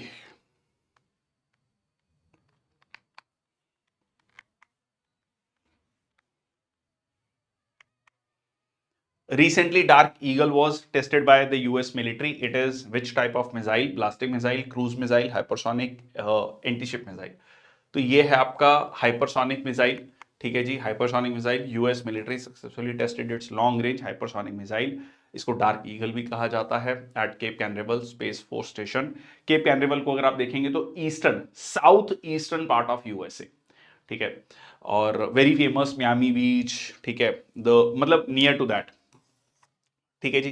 तो मिसाइल जो है speed exceeding 3800 miles per hour. तो एक मेजर एडवांसमेंट हुई है यूएस हाइपरसोनिक टेक्नोलॉजी में। एंड तो अगर हम सब सोनिक, ठीक है, subsonic is less than 1 Mach. ठीक है, transonic is 1 Mach, supersonic is 1 to 5 Mach, hypersonic is more than 5 Mach. ठीक है, तो ratio object speed divided by speed of sound is equal to Mach number. Clear है? ठीक है, तो आप सीधा सीधा कह सकते हैं कि अगर मैं कहता हूं कि 2 मैक है, ठीक है, supersonic 2 Mach, that means twice the speed of sound. ठीक है, twice the speed of sound. So India plans to establish the Bharat Antariksh station by which of the following years. जैसे स्पेस स्टेशन है, जैसे इंटरनेशनल स्पेस स्टेशन है जो 5 agencies मिलकर run करती हैं, NASA Canadian space agency, European space agency, Roscosmos that is Russian space agency, और JAXA Japan space agency. Similarly China ने डेवलप कर लिया, भारत भी डेवलप करना चाह रहा है। हमने अपना टारगेट रखा है 2035 का। ठीक है जी, 2035 तक जो है ये भारत अंतरिक्ष स्टेशन डेवलप होगा, India's first indigenous space station. ठीक है जी, so long term space mission, scientific research, deep space exploration. India's first graduate minor program in quantum technologies was launched by which organization? AICTE, National Quantum Mission, IIT Madras, ISRO, DRDO। तो पहला under graduate minor programme, तो ये वैसे quantum technologies में है, तो that is all India council for technical education and national quantum mission ने ये डेवलप किया है, जिसमें जो है quantum mechanics, quantum computing, cryptography, algorithms को डेवलप जो है कवर किया जाएगा। स्किल्ड वर्कफोर्स इन साइबर सिक्योरिटी, आर्टिफिशियल इंटेलिजेंस, ये मकसद है। ठीक है, तो ये कह सकते हैं कि ये एक तरीके से अपकमिंग टेक्नोलॉजी है जिसमें कोर्सेज को डेवलप किया गया। Consider the following statement regarding the European Space Agency. ESA is European Space Agency's Proba 3 mission. Proba is probe करना, किसको? सन को probe करना. And ISRO's PSLV C-59 rocket, ESA's Proba 3 mission was launched during ISRO's using ISRO's PSLV C-59 rocket to study sun's corona. The mission consists of single satellite equipped with a advanced coronagraph to observe the sun's outer atmosphere. It was not a single satellite, rather it was a 2 satellites.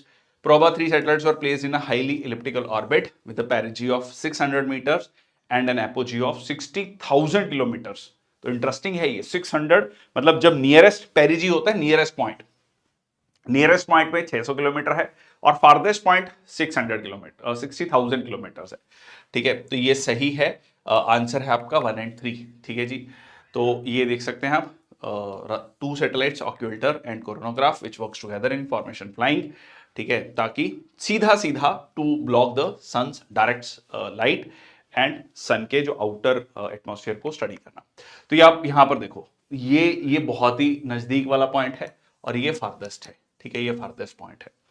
ठीक है जी, consider the following statement regarding the collaboration between India's Aditya L1 and ESA's Proba 3 mission. Aditya L1 is stationed at Lagrange point L1 to continuously observe the sun.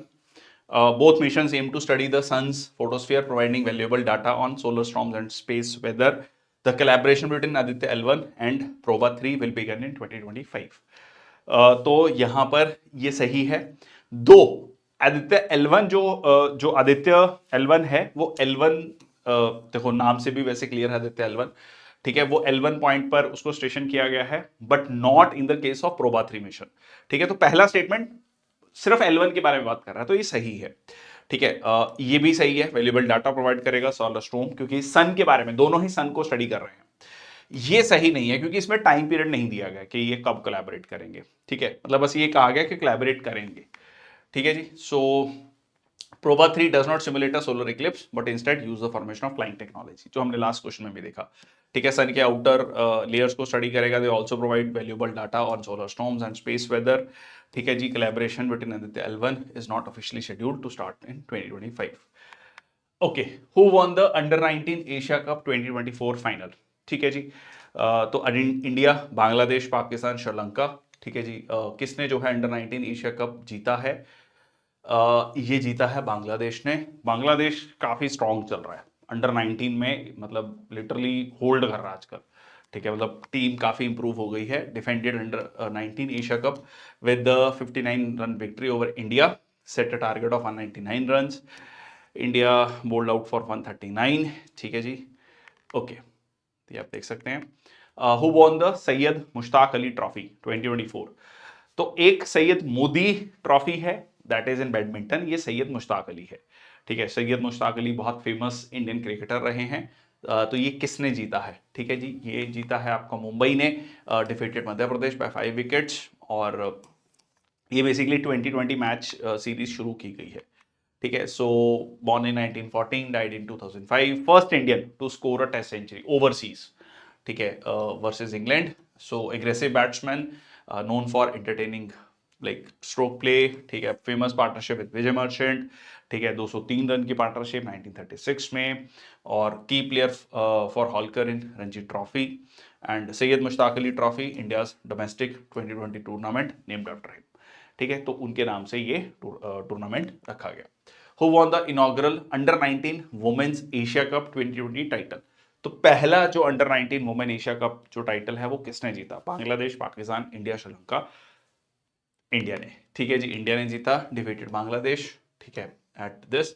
सो यहां पर under 19 में अब ये कह सकते हैं कि वुमेन टीम में जो है एशिया कप भारत की महिलाओं ने जीता। Which of the following countries is not a joint host of the 2030 FIFA's men's FIFA world cup? So Spain, Portugal. देखो स्पेन पुर्तगाल नेबरिंग कंट्रीज हैं, लॉजिकल है। मोरक्को, अगर आप स्ट्रेट ऑफ जिब्राल्टर के बारे में देखेंगे तो इधर स्पेन पुर्तगाल है, पुर्तगाल स्पेन, और इधर है मोरक्को। तो नेबरिंग कंट्रीज है। ठीक है, नेबरिंग कंट्रीज है। तो सऊदी अरेबिया नहीं है। सऊदी अरेबिया कर रहा है 2034 वाला वर्ल्ड कप होस्ट। ठीक है, तो आंसर हो गया डी। ठीक है, आंसर हो गया डी। ओके, हाँ, इसमें एक और चीज है, इसमें additional matches will be played in Argentina, Paraguay and Uruguay to celebrate the tournament centenary. ठीक है, सेंटनरी मतलब 100 साल पूरे होने पे। Okay, who became only the second Indian after Viswanathan Anand to breach the 2800 ELO rating in classical chess? Mukesh D, Arjun Erigaisi, R Praggnanandhaa या निहाल सरी? सो answer है अर्जुन एरिगासी। सो है, इन्होंने ब्रीच किया है 2800 rating, fourth globally with rating of 2801। Numbering होता है बेसिकली। और इस अभी तक जो है अगर हम देखें, is currently rank just behind the Magnus Carlsen and the Fabiano Caruana. ठीक है जी। Who became the first Indian to win the FIA F2 Constructors World Championship with the Invicta Racing? जहां दारूवाला, कुश माइनी, नारायण कार्तिकेयन, अर्जुन माइनी। सो ये आंसर है आपका कुश मैनी। देखो generally ये racing वाले question ज्यादा नहीं पूछे जाते हैं, बट ठीक है, क्योंकि इंडियन प्लेयर ने किसी ने जीता है। So made history as first Indian to win this, ठीक है, world championship with Invicta Racing, first Indian to claim a F2 pole position. ठीक है, तो इसलिए ये हम डिस्कस कर रहे हैं। Okay, consider the following statements regarding the Ustad Zakir Hussain. He was the founding member of Bill Laswell's world music super group Tabla beat science. He was awarded the Padma Bhushan in 2023 and Padma Vibhushan in 2002। अब आप सोचो लॉजिकली, अगर आपको ये पता है कि पद्मश्री जो है, फिर उसके बाद पद्म भूषण आता है, फिर पद्म विभूषण आता है, ठीक है जी, फिर आता है भारत रत्न, तो पद्म भूषण पहले मिला होगा। ठीक है, पद्म भूषण 2002 में और पद्म विभूषण 2023 में, तो ये गलत हो गया। He became the first Indian musician to win 3 Grammy awards in a single ceremony. अभी बिल्कुल ठीक है, ये भी सही है। और जो है आंसर क्या हो गया आपका 1 and 3। ठीक है जी, 1 and 3। अभी हाल ही में जो है उनका देहांत हुआ है। ठीक है जी, एट द एज ऑफ 73। वाह, ताज वाली एड में डेफिनेटली आपने देखा होगा, इनको याद होगा। What was the theme of world's AIDS day 2024? End inequalities end AIDS, equalise, achieve health for all, take the rights path, my health my right, global solidarity, shared responsibility. So take the rights path. ठीक है, take the right path, my health my right. ठीक है, तो ये था theme. 1 दिसंबर को, ठीक है, 1 दिसंबर को जो है वर्ल्ड एड्स डे मनाया जाता है।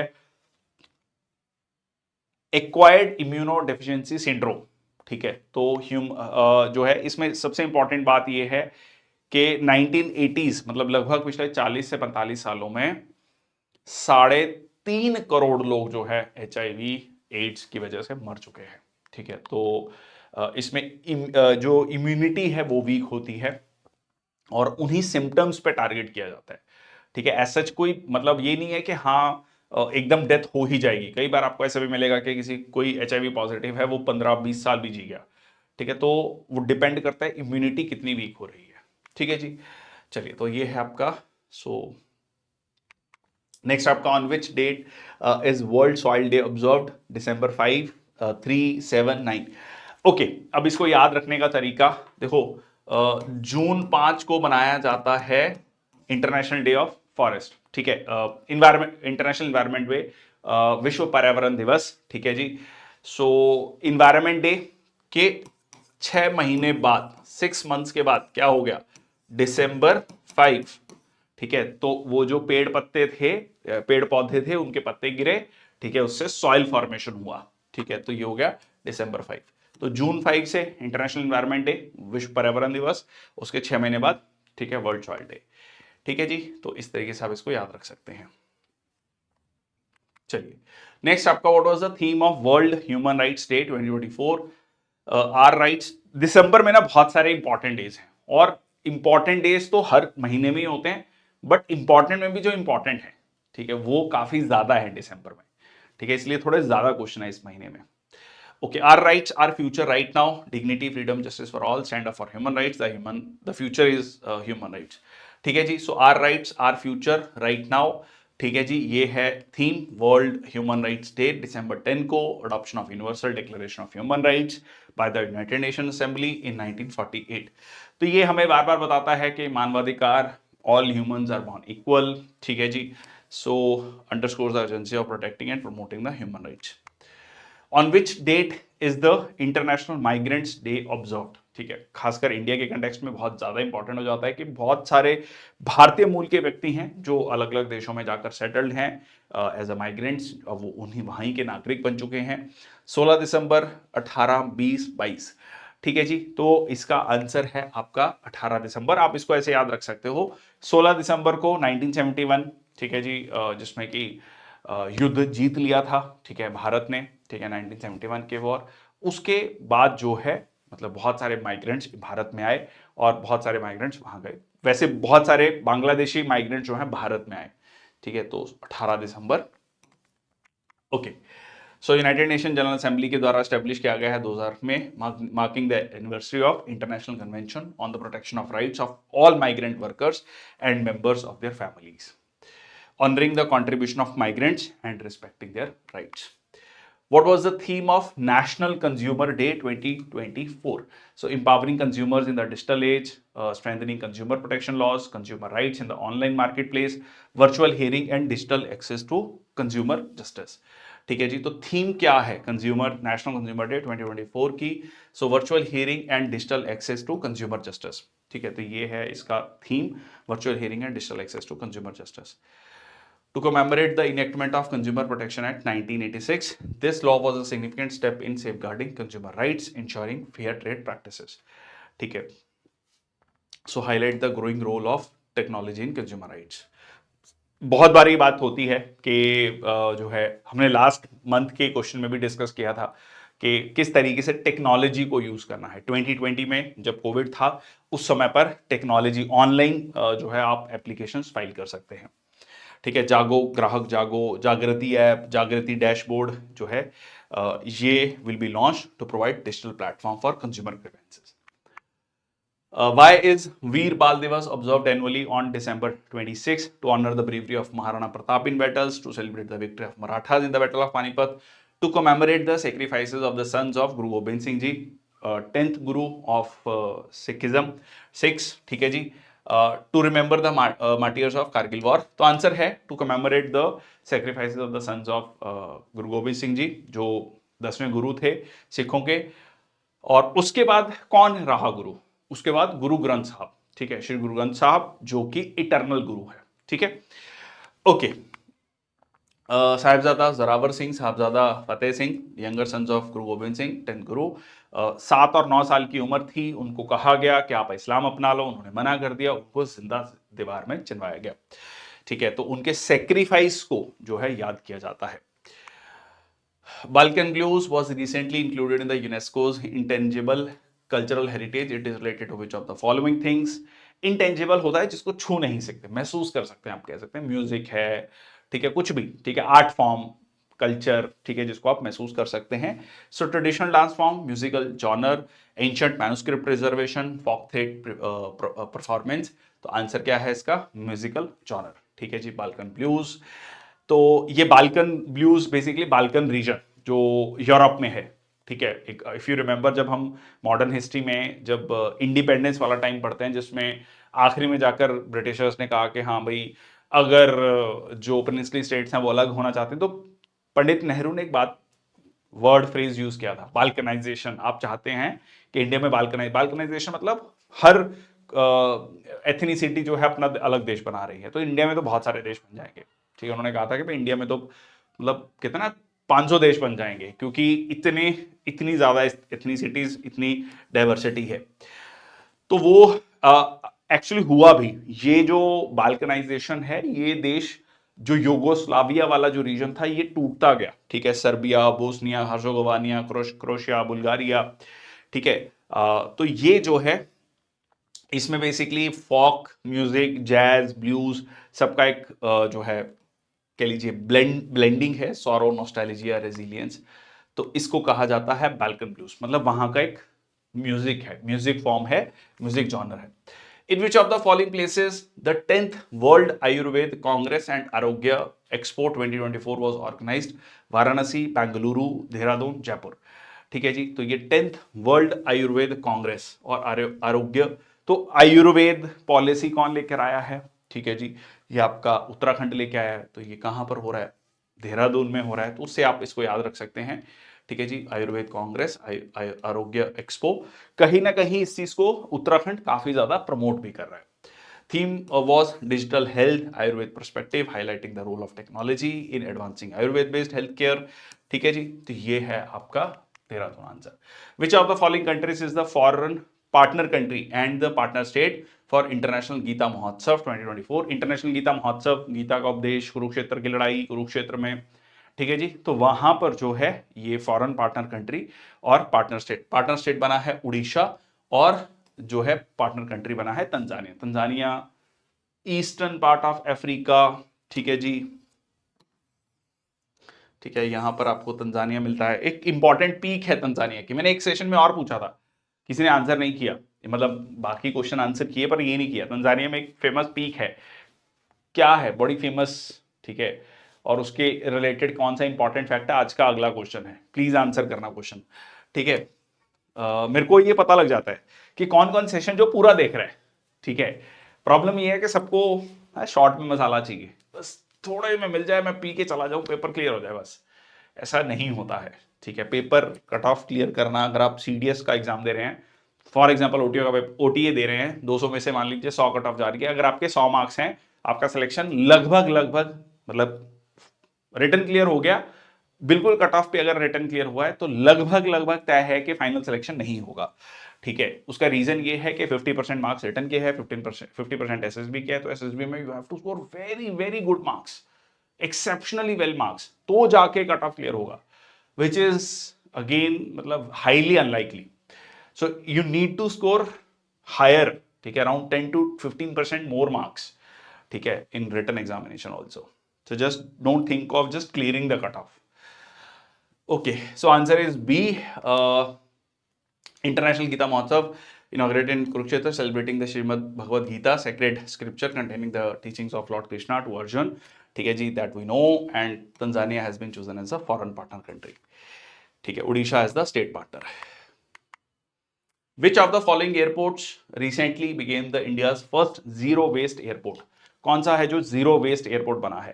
Netaji Subhash Chandra Bose international airport Kolkata, Devi Ahilyabai Holkar airport Indore, Chhatrapati Shivaji Maharaj international airport Mumbai, Rajiv Gandhi international airport Hyderabad, ठीक है जी। तो कौन सा एयरपोर्ट जो है इंडिया का फर्स्ट जीरो?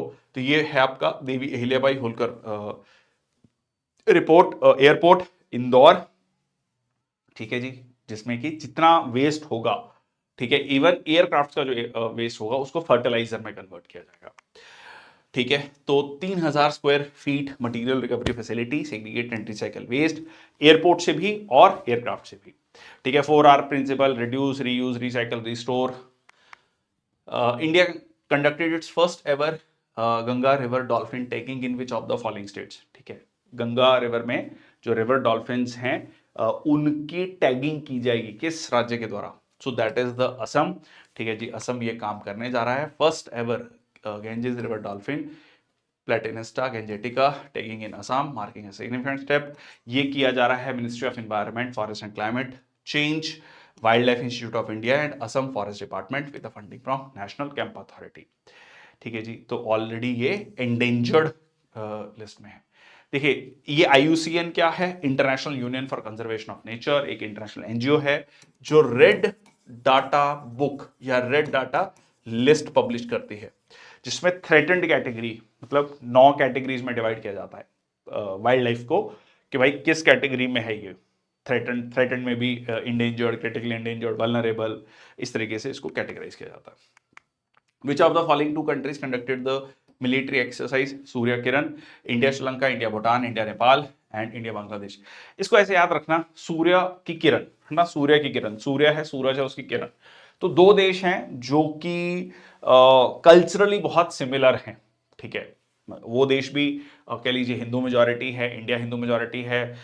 एक मेनली जो है आपको हिंदू डोमिनेटेड कल्चर आपको देखने को मिलता है दो देशों में, that is India and Nepal. ठीक है जी, इंडिया एंड नेपाल। याद रखने के लिए सूर्य की किरण मतलब सूर्य की ही किरण, तो इस तरीके से इसको आप याद रख सकते हैं। Joint military exercise held at Saljhandi Nepal. ठीक है जी, alternatively, so this annual exercise is conducted alternatively in India and Nepal to enhance military cooperation. Okay, so recently Drishti 10 was seen in the news. It is associated with which of the following? AI, a next generation fighter aircraft, a naval stealth frigate, a new missile defense system, indigenous UAV. So it is India's indigenous UAV. Adani जो defence company है उन्होंने इसको develop किया है। So it is advanced medium altitude long endurance, जिसको male कहा जाता है, नॉट दैट मेल और फीमेल वाला, male. Medium altitude, medium altitude मतलब हाइट के अकॉर्डिंग, बेसिकली यूएवी को low altitude, medium altitude, high altitude. Long endurance मतलब कितने समय तक वो हवा में रह सकता है। ठीक है, सो अनमैन्ड एरियल व्हीकल क्या होता है? जिसमें कि पायलट कॉकपिट में नहीं होता है, ग्राउंड स्टेशन पे होता है, वहां से वो उसको मैनेज कर रहा है। ठीक है, developed by Adani defence and aerospace. It is a variant of Israel's Hermes 900 UAV and has been integrated into India's naval operation। चलिए, नेक्स्ट है आपका recently Indian army paid condolences to Tashi Namgyal. He was associated with which of the following? India's first Paramveer Chakra awardee 1999, Kargil War as an informant, renowned Ladakhi mountaineer, architect of India's Kargil War strategy। तो he was the अगर आपने बहुत सारी movies Kargil war से related जो भी movie है तो उसमें एक सीन बड़ा पर्टिकुलर दिखाया जाता है कि एक व्यक्ति है, ठीक है, लोकल शेफर्ड है, वो उसको पता लगता है कि पाकिस्तान आर्मी की जो वहां पर मूवमेंट वो देखता है, वो इमीडिएटली जाकर जो है इंडियन आर्मी को कह लीजिए इन्फॉर्म करता है, उसके बारे में बताता है, और उसके बाद जो है कारगिल ऑपरेशन, क्योंकि जनरली ये अंडरस्टैंडिंग थी उस समय पर कि जो बहुत हाई कह लीजिए ऑल्टीट्यूड की पोस्ट हैं सर्दियों में उसको वकेट कर दिया जाता, दोनों फोर्सेस पीछे जाती थी, और उसी चीज का पाकिस्तान की आर्मी ने फायदा उठाया। सो Ladakhi shepherd from RN Valley, Central Ladakh, played a crucial role and who alerted the Indian Army about the presence of Pakistani infiltrators in Kargil। ठीक है जी, उसके बाद जो है कारगिल वॉर होती है। 26 जुलाई 1999 को कारगिल वॉर खत्म होती है, कारगिल विजय दिवस के रूप में मनाया जाता है। ओके, सो ताशी नामग्याल। ठीक है जी, consider the following statement regarding the posting policy of Central Industrial Security Force। The new HR policy effective from December 31, 2024 applies to all personnel including gazetted officers। For the first time, CISF personnel can list 10 preferred posting locations, introducing a choice-based posting system। CISF personnel retiring within 2 years will be given a posting from one of their 3 preferred locations with the highest priority। Trust me, I have served in CAPF। This is one of the best decision in the recent times which I have seen।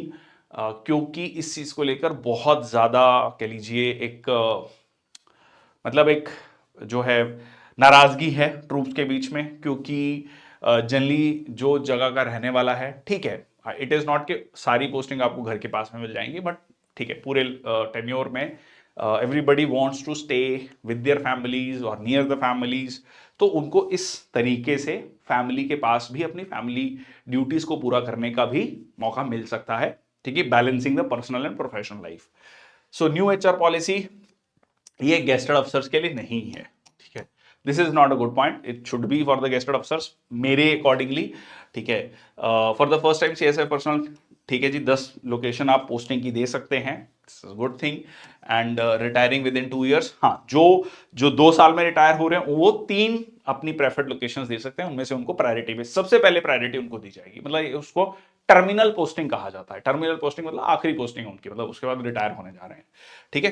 तो यहां पर answer क्या हो गया, 2 and 3, ठीक है जी। तो ये नॉन गेस्टेड पर्सनल के लिए है, जिसमें 98% ऑब्वियसली स्टाफ कवर हो जाएगा, 2% इज ऑफिसर, ठीक है जी। एंड तो ये है, ये किया क्यों गया है, ताकि मोटिवेशन मोराल को बढ़ाया जा सके, ठीक है। 1969 में सीआईएसएफ जो है का गठन किया गया था for securing critical infrastructure, government buildings and the important facilities. Mainly अगर हम देखें एयरपोर्ट्स हैं, मेट्रोज हैं, इंपॉर्टेंट इंडस्ट्रियल एस्टेब्लिशमेंट्स हैं, उनको ये सिक्योर करता है। CSF raising day March 10 with the motto service security and brotherhood. Who won the Esther Guardian Global Nursing Award 2024? Maria Victoria Joan Michelle Bachelet Jan Ove Waldner इजा Joan. तो ये है आपका, देखो ग्लोबल नर्सिंग अवार्ड है, बड़ा अच्छा खासा अमाउंट दिया जाता है, मतलब इसमें जो कह लीजिए जो विनिंग अमाउंट है वो काफी अच्छा है, 2 करोड़ का, ठीक है, इंडियन रुपीज में। So award won by Maria Victoria Joan, Philippines से हैं जॉन। ये 2021 में लॉन्च किया गया था, critical role of nurses in health care, ठीक है। $2.5 lakh, $2,50,000, which is a huge amount, Indian rupees में 2 करोड़ रुपए बनते हैं। Ceremony in Bengaluru, India. Who won the 2024 Indira Gandhi prize for peace, disarmament and development? Daniel Barenboim, Michelle Bachelet. अच्छा, ये अब ना बहुत बार लोग आजकल जो खासकर जो अंग्रेजी पढ़ा रहे हैं, प्रोनाउंसिएशन को लेकर ना बड़ी वो करते हैं, ये प्रोनाउंसिएशन होनी चाहिए, ये गलत है, ये सही है। देखो आपको ना ये समझना पड़ेगा कि बहुत सारे देशों के अलग अलग, आप कौन से अमेरिकन या ब्रिटिश प्रोनाउंसिएशन, अब इसमें जो मिशेल बैकलेट आप इसको सर्च करोगे तो वो बोलते हैं कि भाई स्पेनिश में अगर आप इसको प्रोनाउंस करोगे तो ये ऐसे बोला जाएगा, फ्रेंच जो है इसको ऐसे बोलते हैं, ठीक है। तो बहुत ज्यादा परेशान नहीं होना है, ठीक है, कि ये इसकी करेक्ट प्रोनाउंसिएशन क्या है, ठीक है, मिशेल बैकले, ठीक है, जो what I have find out. So Indira Gandhi prize for peace disarmament, तो ये दिया गया है मिशेल बैकले को, और क्योंकि ये प्रेसिडेंट ऑफ चिले, उसके बाद जो है ये रही हैं founding director of United Nations women, ठीक है। यूनाइटेड नेशंस वुमेन जो वुमेन के लिए डेडिकेटेड ऑर्गेनाइजेशन है, United Nation high commissioner for human rights, इनको जो है Indira Gandhi prize for peace disarmament development दिया गया। अच्छा, इसमें एक चीज ध्यान रखने वाली बात है, ये गवर्नमेंट ऑफ इंडिया के द्वारा नहीं दिया जाता है, ठीक है। ये जो है दिया जाता है, ये basically Indira Gandhi memorial trust है, ये वो अवार्ड देती है since 1986 with a monetary reward of 25 lakh rupees, ठीक है जी। So the award recognises her contribution to gender equality, human rights, democracy. उनके जो है इस रिकग्निशन, मतलब इस कंट्रीब्यूशन को रिकग्नाइज किया गया है। Waldner cup is associated with which of the following sports? Tennis, badminton, table tennis, squash. ये एक तरीके से एक गेम है जो ऑर्गेनाइज किया गया है कंट्री के द्वारा, टेबल टेनिस में इनविटेशनल टेबल टेनिस टूर्नामेंट, ठीक है, establish by Swedish legend Jan Ove Waldner. तो इसका पहला एडिशन जो है ऑस्लो, नॉर्वे की जो कैपिटल है वहां पर हुआ, और टीम एशिया जो है को लेड किया गया 6 टाइम ओलंपिक गोल्ड मेडलिस्ट के द्वारा, और इसमें इंडिया की एक ही मतलब प्लेयर थी, Manika Batra, very famous player, only Indian player in the team Asia. Which country will host the first ever Women's 2020 World Cup for Blind in 2025? देखो क्रिकेट में ना इंडिया चल रहा है, मतलब ऐसे समझ लो कि आईसीसी जो है, इंटरनेशनल क्रिकेट काउंसिल, उसकी 90% लगभग फंडिंग इंडिया करता है आज के समय पर। तो ये आजकल इंग्लैंड हो गया, ऑस्ट्रेलिया हो गया, बहुत सारे देश इस चीज को बड़ा रजिस्ट भी कर रहे हैं कि यार इंडिया डोमिनेट कर रहा है, बीसीसीआई डोमिनेट कर रहा है। आप ये समझो कि पहले 3 वर्ल्ड कप 75 का 50-50 ओवर्स वाले जो थे, 75, 79 और 83, तीनों वर्ल्ड कप इंग्लैंड में हुए, ठीक है, किसी और देश में होने नहीं दिए उन्होंने, क्योंकि उस समय इंग्लिश क्रिकेट बोर्ड जो ईसीबी था उसका कंट्रोल था, ठीक है। अब समय ने पलटी खाई है, इंडिया में क्रिकेट काफी ज्यादा पॉपुलर है, काफी ज्यादा पैसा है बीसीसीआई के पास, अब वो कंट्रोल कर रहा है। बट इंडिया जो है उस तरीके से नहीं कर रहा, ठीक है। इंडिया में कह सकते हैं कि बाकी सारी चीजों को भी सपोर्ट कर रहा है वो, लाइक अफगानिस्तान की टीम को भी सपोर्ट कर रहा है, ठीक है। 2020 वर्ल्ड कप फॉर ब्लाइंड, ये सारी चीजें भी कर रहा है, ठीक है। तो कहते हैं ना एक रिस्पॉन्सिबल देश की तरह। Okay, first ever women 2020 world cup for blind in 2025, ठीक है जी, to promote inclusivity in cricket and provide a platform for visually impaired women cricketers, ठीक है जी। Who became the youngest world chess championship in history by winning the 2024 world chess championship, ठीक है। कौन जो है यंगेस्ट वर्ल्ड चेस चैंपियनशिप बना है, चैंपियन बना है, इसके बारे में बहुत ज्यादा चर्चा थी, ठीक है जी। गुकेश डी, ठीक है जी, गुकेश डी 18 साल की उम्र में youngest world champion, defeating Ding Liren, China के प्लेयर को हराया, ठीक है। And he broke the record of Garry Kasparov. 40 साल से ज्यादा का उनका रिकॉर्ड था, वो तोड़ दिया है। First ever world championship contested between two Asian. अभी ये भी इंटरेस्टिंग है कि एशियन पावर्स जो हैं, मतलब इंडिया चाइना, ये डोमिनेट कर रहे हैं चेस को, ठीक है। सो डी गुकेश, और इनका फिर वो एक मतलब एक छोटा सा क्लिप बड़ा वायरल हुआ, आई थिंक 9 या 10 साल की उम्र में किसी वीडियो में उनसे पूछा कि आपका जो लाइक वेरी यंग है ना, छोटा सा टेनिस का प्लेयर, तो आप क्या सपना है कि I want to become the youngest world champion, और ही बिकेम, ठीक है। तो चलिए, तो इंटरेस्टिंग है, इंस्पायरिंग है। What is the name of the mascot for 2025 national games in Uttarakhand? Name of mascot क्या है? शिखर, हिमल, ब्रह्मा, मौली, ठीक है जी। तो आंसर है आपका मौली, ठीक है जी, मौली। बेसिकली मौली जो है स्टेट बर्ड है मोनल, उससे ये है मौली। टैगलाइन है संकल्प से शिखर तक, ठीक है जी, from resolve to zenith, and the torch line features motifs of Ganga river and Brahma Kamal, state flower of Uttarakhand, ठीक है। तो ग्रीन गेम्स के नाम से इसको जाना जाएगा, ठीक है जी। The theme of the national games green games. Who has been award named as the brand ambassador of 2025 kho kho world cup? Salman Khan, Akshay Kumar, Ranveer Singh, M S Dhoni. तो आंसर है आपका सलमान खान, ठीक है जी। Kho kho federation of India appointed Bollywood superstar Salman Khan brand ambassador, ठीक है जी। ये टूर्नामेंट आपका जनवरी में हुआ है, और obviously to boost the popularity of the kho kho game. Which state is set to host the 2025 women's kabaddi world cup? Kabaddi, so Maharashtra, Bihar, Haryana, Gujarat. तो ये होने जा रहा है बिहार में, ठीक है। बिहार में कबड्डी वर्ल्ड कप, 14 कंट्रीज इसमें पार्टिसिपेट करेंगे, इंडिया, चाइना, जापान, ये आप देख सकते हैं, ये कंट्रीज हैं। Second time Bihar is hosting the event, first being in 2012, ठीक है जी, Pataliputra sports complex. Okay, which of consider the following statements regarding the windfall gains tax? It was introduced in India to manage the domestic fuel shortages. Okay, देखो windfall gains tax समझ लो पहले तो क्या होता है इसमें। कई बार आप देखते होंगे कि क्रूड ऑयल के प्राइसेस मान लो $70-75 पे चल रहे हैं, एकदम सडनली $100 पे पहुंच गए, तो जो ऑयल प्रोड्यूसर है उसने कुछ नहीं किया, उसके कोई ऐसा नहीं, उसके कोई मार्केटिंग जीनियस है, मार्केट टेक्निक्स है, सडनली इंटरनेशनल मार्केट में प्राइसेस बढ़ गए, तो what they do, rather than selling in the international market, they have the advantage of selling that crude oil in the international market। जो पहले $70 का बिक रहा था, अब $100 का बिक रहा है, सीधा सीधा पर बैरल $30 का बेनिफिट। तो वो क्या करते हैं, ज्यादा से ज्यादा एक्सपोर्ट करने की कोशिश करते हैं, जिससे इंडिया में फ्यूल शॉर्टेज, ऑलरेडी प्राइसेस ज्यादा बढ़ गए हैं, तो इंडिया तो 85% इंपोर्ट करता है क्रूड ऑयल, और इंडिया में जो प्रोड्यूस कर रहे हैं वही एक्सपोर्ट करना शुरू कर दे, तो क्या होगा, ऑलरेडी क्रूड ऑयल की कमी हो जाएगी और प्राइसेस और शूट अप करेंगे, और more over they are earning huge profits on the margin $30। तो सरकार क्या करती है, उन पे टैक्स लगाती है। विंडफॉल मतलब आपको बहुत ज्यादा बेनिफिट हो गया रातों रात, जिसमें आपका कोई रोल नहीं है, it is only the international geopolitical factors, ठीक है। तो उस पे सरकार का मकसद ये है कि रेवेन्यू कमाया जाए, अगर आप एक्सपोर्ट करोगे तो उससे रेवेन्यू कमाया जाए, दो चीजें, डिस्करेज भी किया जाए, रेवेन्यू भी कमाया जाए, ताकि वो रेवेन्यू से हम ऑयल खरीद सके और या फिर इंडिया में थोड़ा सब्सिडी दे सके ऑयल पर। Okay, so manage domestic fuel shortages. The tax applies to only. So it was not just to manage domestic fuel shortages. ठीक है. Okay. So tax applies only to domestic oil companies. जी नहीं, ऐसा नहीं है. It helps in generating additional government revenue during the periods of high crude oil prices. It was introduced only आना चाहिए यहाँ पर, only in India to manage the domestic fuel shortages या only domestic fuel shortages.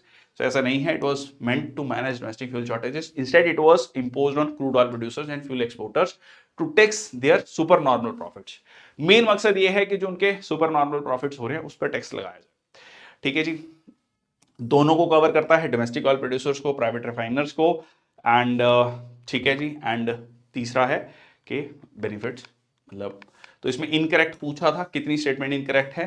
2 statements incorrect है. Recently, which of the following organization released international debt report 2024? देखो, Covid के बाद क्या हुआ? कोविड के बाद बहुत सारे देशों ने अपने, कहते हैं ना, खजाना खोल दिया. खजाना खोल दिया मतलब बहुत ज्यादा पैसा खर्च किया. इंडिया ने भी किया.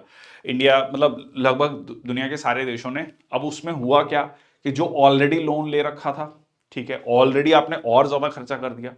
तो रीसेंट टाइम्स में आपने देखा होगा after Covid, Sri Lanka, Pakistan, Argentina, कितने सारे देश हैं जो लिटरली फाइनेंशियल क्राइसिस, मतलब कईयों ने तो ऑफिशियली जो है बैंकरप्सी डिक्लेयर कर दी, ऑफिशियली जो है वहां की सिस्टम कोलैप्स कर चुका है, कई मैनेज कर रहे हैं.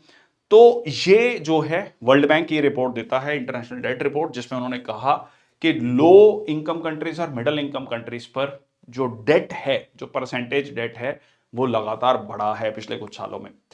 So the report state that 2023 saw the highest debt servicing in level 2 decades, primarily due to rising interest rates और economic challenges. Interest rate बढ़ रहे हैं और like worsening debt crisis for developing nations. Low and middle income countries now face external debt 8.8 trillion dollars 2023. पूरी दुनिया की जो low and middle income countries का डेट है, इंडिया की इकोनॉमी रफली $4 ट्रिलियन. ठीक है, तो आप just imagine the level of debt. ठीक है, due to pandemic related borrowing. ठीक है जी. Okay, consider the following statement about the Rangeen Machhli app. ठीक है, रंगीन मछली जो okay provide guidance on ornamental fish care and maintenance. ठीक है, and feature export related module to support the global ornament fish trade. Aquariums होते हैं ना, एक्वेरियम्स बहुत लोगों को शौक होता है बड़े बड़े एक्वेरियम्स रखने का. फिश है, ऑर्नामेंटल फिश है. ठीक है, तो उससे रिलेटेड है. सो ऑर्नामेंटल फिश, डिटेल्ड गाइडेंस है कि उसके कैसे प्रिजर्व रखना है, कैसे उसको मेंटेन करना है. Export related modules to support global ornamental fish trade. ठीक है जी. एक्सपोर्ट रिलेटेड मॉड्यूल, किस तरीके से एक्सपोर्ट को बढ़ावा दिया जा सकता है. Launch as a part of Pradhan Mantri Matsya संपदा योजना. सो मत्स्य क्या है? भगवान विष्णु के 10 अवतारों में से पहला अवतार. ठीक है, सो इवोल्यूशन, कई बार ये भी कहा जाता है कि जो 10 अवतार है, अगर आप उसको देखेंगे तो दैट इज अ इवोल्यूशन. ठीक है, इवोल्यूशन को ही शो करता है. तो ये भी सही है. तीनों ही स्टेटमेंट जो है यहां पर सही है. आंसर हो गया डी. ठीक है, Rangeen Machhli app, detailed guidance on ornamental fish care, breeding, maintenance. ठीक है, और एक्सपोर्ट रिलेटेड मॉड्यूल्स. चलिए, ठीक है, Rangeen Machhli app. ICAR, central institute of Indian council of agricultural research, central institute of fresh water aquaculture के द्वारा डेवलप किया गया है. Ministry of fisheries, animal husbandry and dairying. ठीक है जी. तो ये है आपका इसके feature. Grey submit is associated with which of the following? Developing international waterway project, enhancing renewable energy export infrastructure, advancing sustainable and climate resilient buildings, promoting energy intensive urban growth. तो ग्रह से याद रखना, ग्रह, ग्रह, घर, ग्रह है ना, घर. तो इसको घर से तो that is sustainable and climate resilient buildings. तो घर, बिल्डिंग, वैसे तो मकान होता है, मकान को घर बनाया जाता है इंसानों के द्वारा जब पूरा इंसान परिवार वहां पर रहते हैं. ठीक है जी. So advancing sustainable climate resilient buildings. तो वो ये एक बड़ा इंपैक्ट है कि हम कह रहे हैं ना कि एनर्जी कंजम्पशन को कम करो. लोग जो हैं एयर कंडीशनर्स, कूलर्स का जो है कम इस्तेमाल करें. पर ये है कि हमारी बिल्डिंग्स, हम जो, आप सोचो कि 200 साल पहले ये कुछ नहीं था, तब भी लोग इतनी गर्मी में रह रहे थे, कैसे रह रहे थे, कैसे मैनेज कर रहे थे. तो हमारा जो कह लीजिए जो आर्किटेक्चर है वो बहुत ज्यादा वेस्टर्न अडॉप्टेड है, और वेस्ट में उनको इंश्योर करना है कि उनकी बिल्डिंग्स में हीट ट्रैप हो, क्योंकि वो ठंडे इलाके हैं। हम उल्टा है, हमें हीट वेंटिलेशन चाहिए। ठीक है, हमने ब्लाइंडली उनको कॉपी किया। तो इट इज इंपॉर्टेंट कि हम इस तरीके की बिल्डिंग्स को बनाएं जो सस्टेनेबल हो, जिनमें एनर्जी कंजम्पशन कम हो। ठीक है, so that was the idea. So green rating for integrated habitat assessment established in 2007, Ministry of New and Renewable Energy, and so accelerating climate action in the built environment. Consider the following statement regarding the India's role in Punat Sangchu 2 hydropower project. India provides only technical assistance but not financial support. Okay, the project exemplifies strong energy cooperation between India and Bhutan. ठीक है जी, Bhutan fully funds the project without any financial aid from India. थोड़ा मतलब logically गलत है ना, financial support के बिना कैसे हो जाएगा? दोनों दे रहा है इंडिया, फाइनेंशियल सपोर्ट भी दे रहा है, टेक्निकल सपोर्ट भी दे रहा है। ठीक है, which of the following is correct?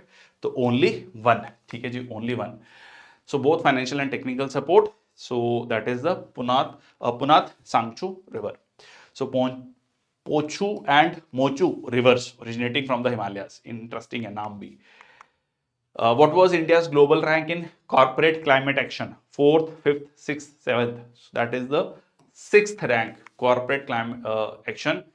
Corporate नाम से क्लियर है। ठीक है जी, कॉर्पोरेट। ये ESG रेटिंग्स आजकल काफी ज्यादा चर्चा में है, इन्वायरमेंट, सोसाइटल या सोशल एंड गवर्नेंस रेटिंग्स।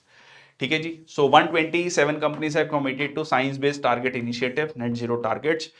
इसमें भी primarily non hard to abate sectors, मतलब जहां पर लाइक टेक्सटाइल, सॉफ्टवेयर, फार्मास्यूटिकल्स, 7% वो कंपनीज हैं जिनमें ज्यादा एमिशंस हैं, जैसे कि कंस्ट्रक्शन, माइनिंग। उन्होंने भी कहा है कि हाँ, हम इन टारगेट्स को पूरा करेंगे, कार्बन एमिशंस पे फोकस करेंगे। ठीक है जी। Who has been appointed as the new governor of RBI? Subhash Chandra Garg, Hasmukh Adhia, Sanjay Malhotra, Arvind Subramanian. So answer है आपका संजय मल्होत्रा। ठीक है जी। इससे पहले शक्तिकांत दास जी थे, 1990 बैच के आईएएस ऑफिसर हैं। ठीक है, appointed as the 26 governor of RBI. इससे पहले वो रेवेन्यू सेक्रेटरी थे to the government of India. Recently the term amici curiae, वैसे टर्म है एमिकस क्यूरी, एमिकस क्यूरे। ठीक है, बेसिकली ये प्लूरल फॉर्म है, एमिकस क्यूरे का plural form amici curiae. Legal experts appointed to assist the court, committee formed to regulate carbon emissions, special tribunal for environmental cases, global initiative for reducing greenhouse gas emission. तो ये है legal experts जो उस case में involve नहीं है, पर court की सहायता के लिए, इसको कहा जाता है फ्रेंड ऑफ द कोर्ट। ठीक है, फ्रेंड ऑफ द कोर्ट।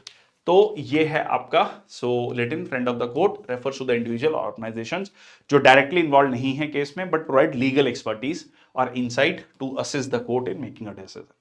तो सुप्रीम कोर्ट ऑफ इंडिया ने एक जो है कमेटी बनाई है, जिसमें justice PS Narasimha, Manoj Mishra and 2 lawyers as amicus curiae to assist in examining the legal regime जो कि रेगुलेट करेगा कार्बन एमिशंस को। ठीक है जी।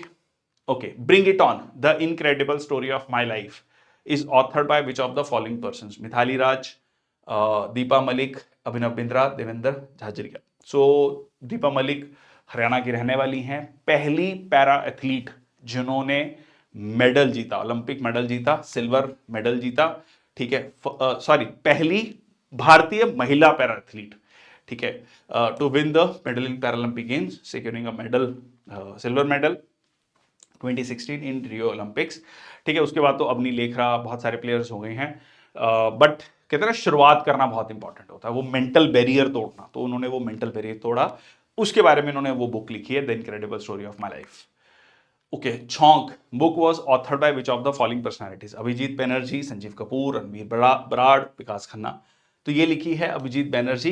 बेसिकली इन्होंने जैसे होता है ना, एक कोई हम स्टोरी सुनाते हैं, बेसिकली 2-3 चीजों को उन्होंने वो किया है, रिलेट किया है। जैसे फूड, छौंक, छौंक लगाना, खाने में छौंक लगाते हैं, तो खाने के साथ सोसाइटी और, ठीक है, economics, so economic and social issues को फूड के थ्रू समझाया है। इंटरेस्टिंग है, थोड़ा अलग पर्सपेक्टिव है। ठीक है, in the perspective of food. तो ये है आपका Abhijit Banerjee. Recently Kanta Krishnan has passed away. She was known for which of the following movements in India? Women rights movement, environmental conservation movement, voluntary blood donation movement, literacy and education movement. तो ये रही हैं blood donation movement, voluntary blood donation. ये बहुत समस्या थी पूरी दुनिया भर में, इंडिया में भी, कि जब किसी व्यक्ति को मान लीजिए खून की जरूरत है, उसको खून नहीं मिल रहा, ठीक है, तो एक ब्लड बैंक तैयार किया जाए, ठीक है, क्योंकि हम जो है सर्टन ब्लड जो है दे सकते हैं, वो ब्लड बैंक तैयार होगा, सर्टिफिकेट मिलता है आपको, ठीक है, एक you feel good that you are contributing to it. So Padma Shri awardee Kanta Krishnan as a pioneer of the voluntary blood donation movement. ठीक है जी, safe blood donation associated with the blood bank society, Chandigarh से इन्होंने शुरुआत करी थी, ठीक है जी. पद्मश्री 1972 में इनको मिला था. Recently, who has been appointed as the new chairperson of United Nations Internal Justice Council?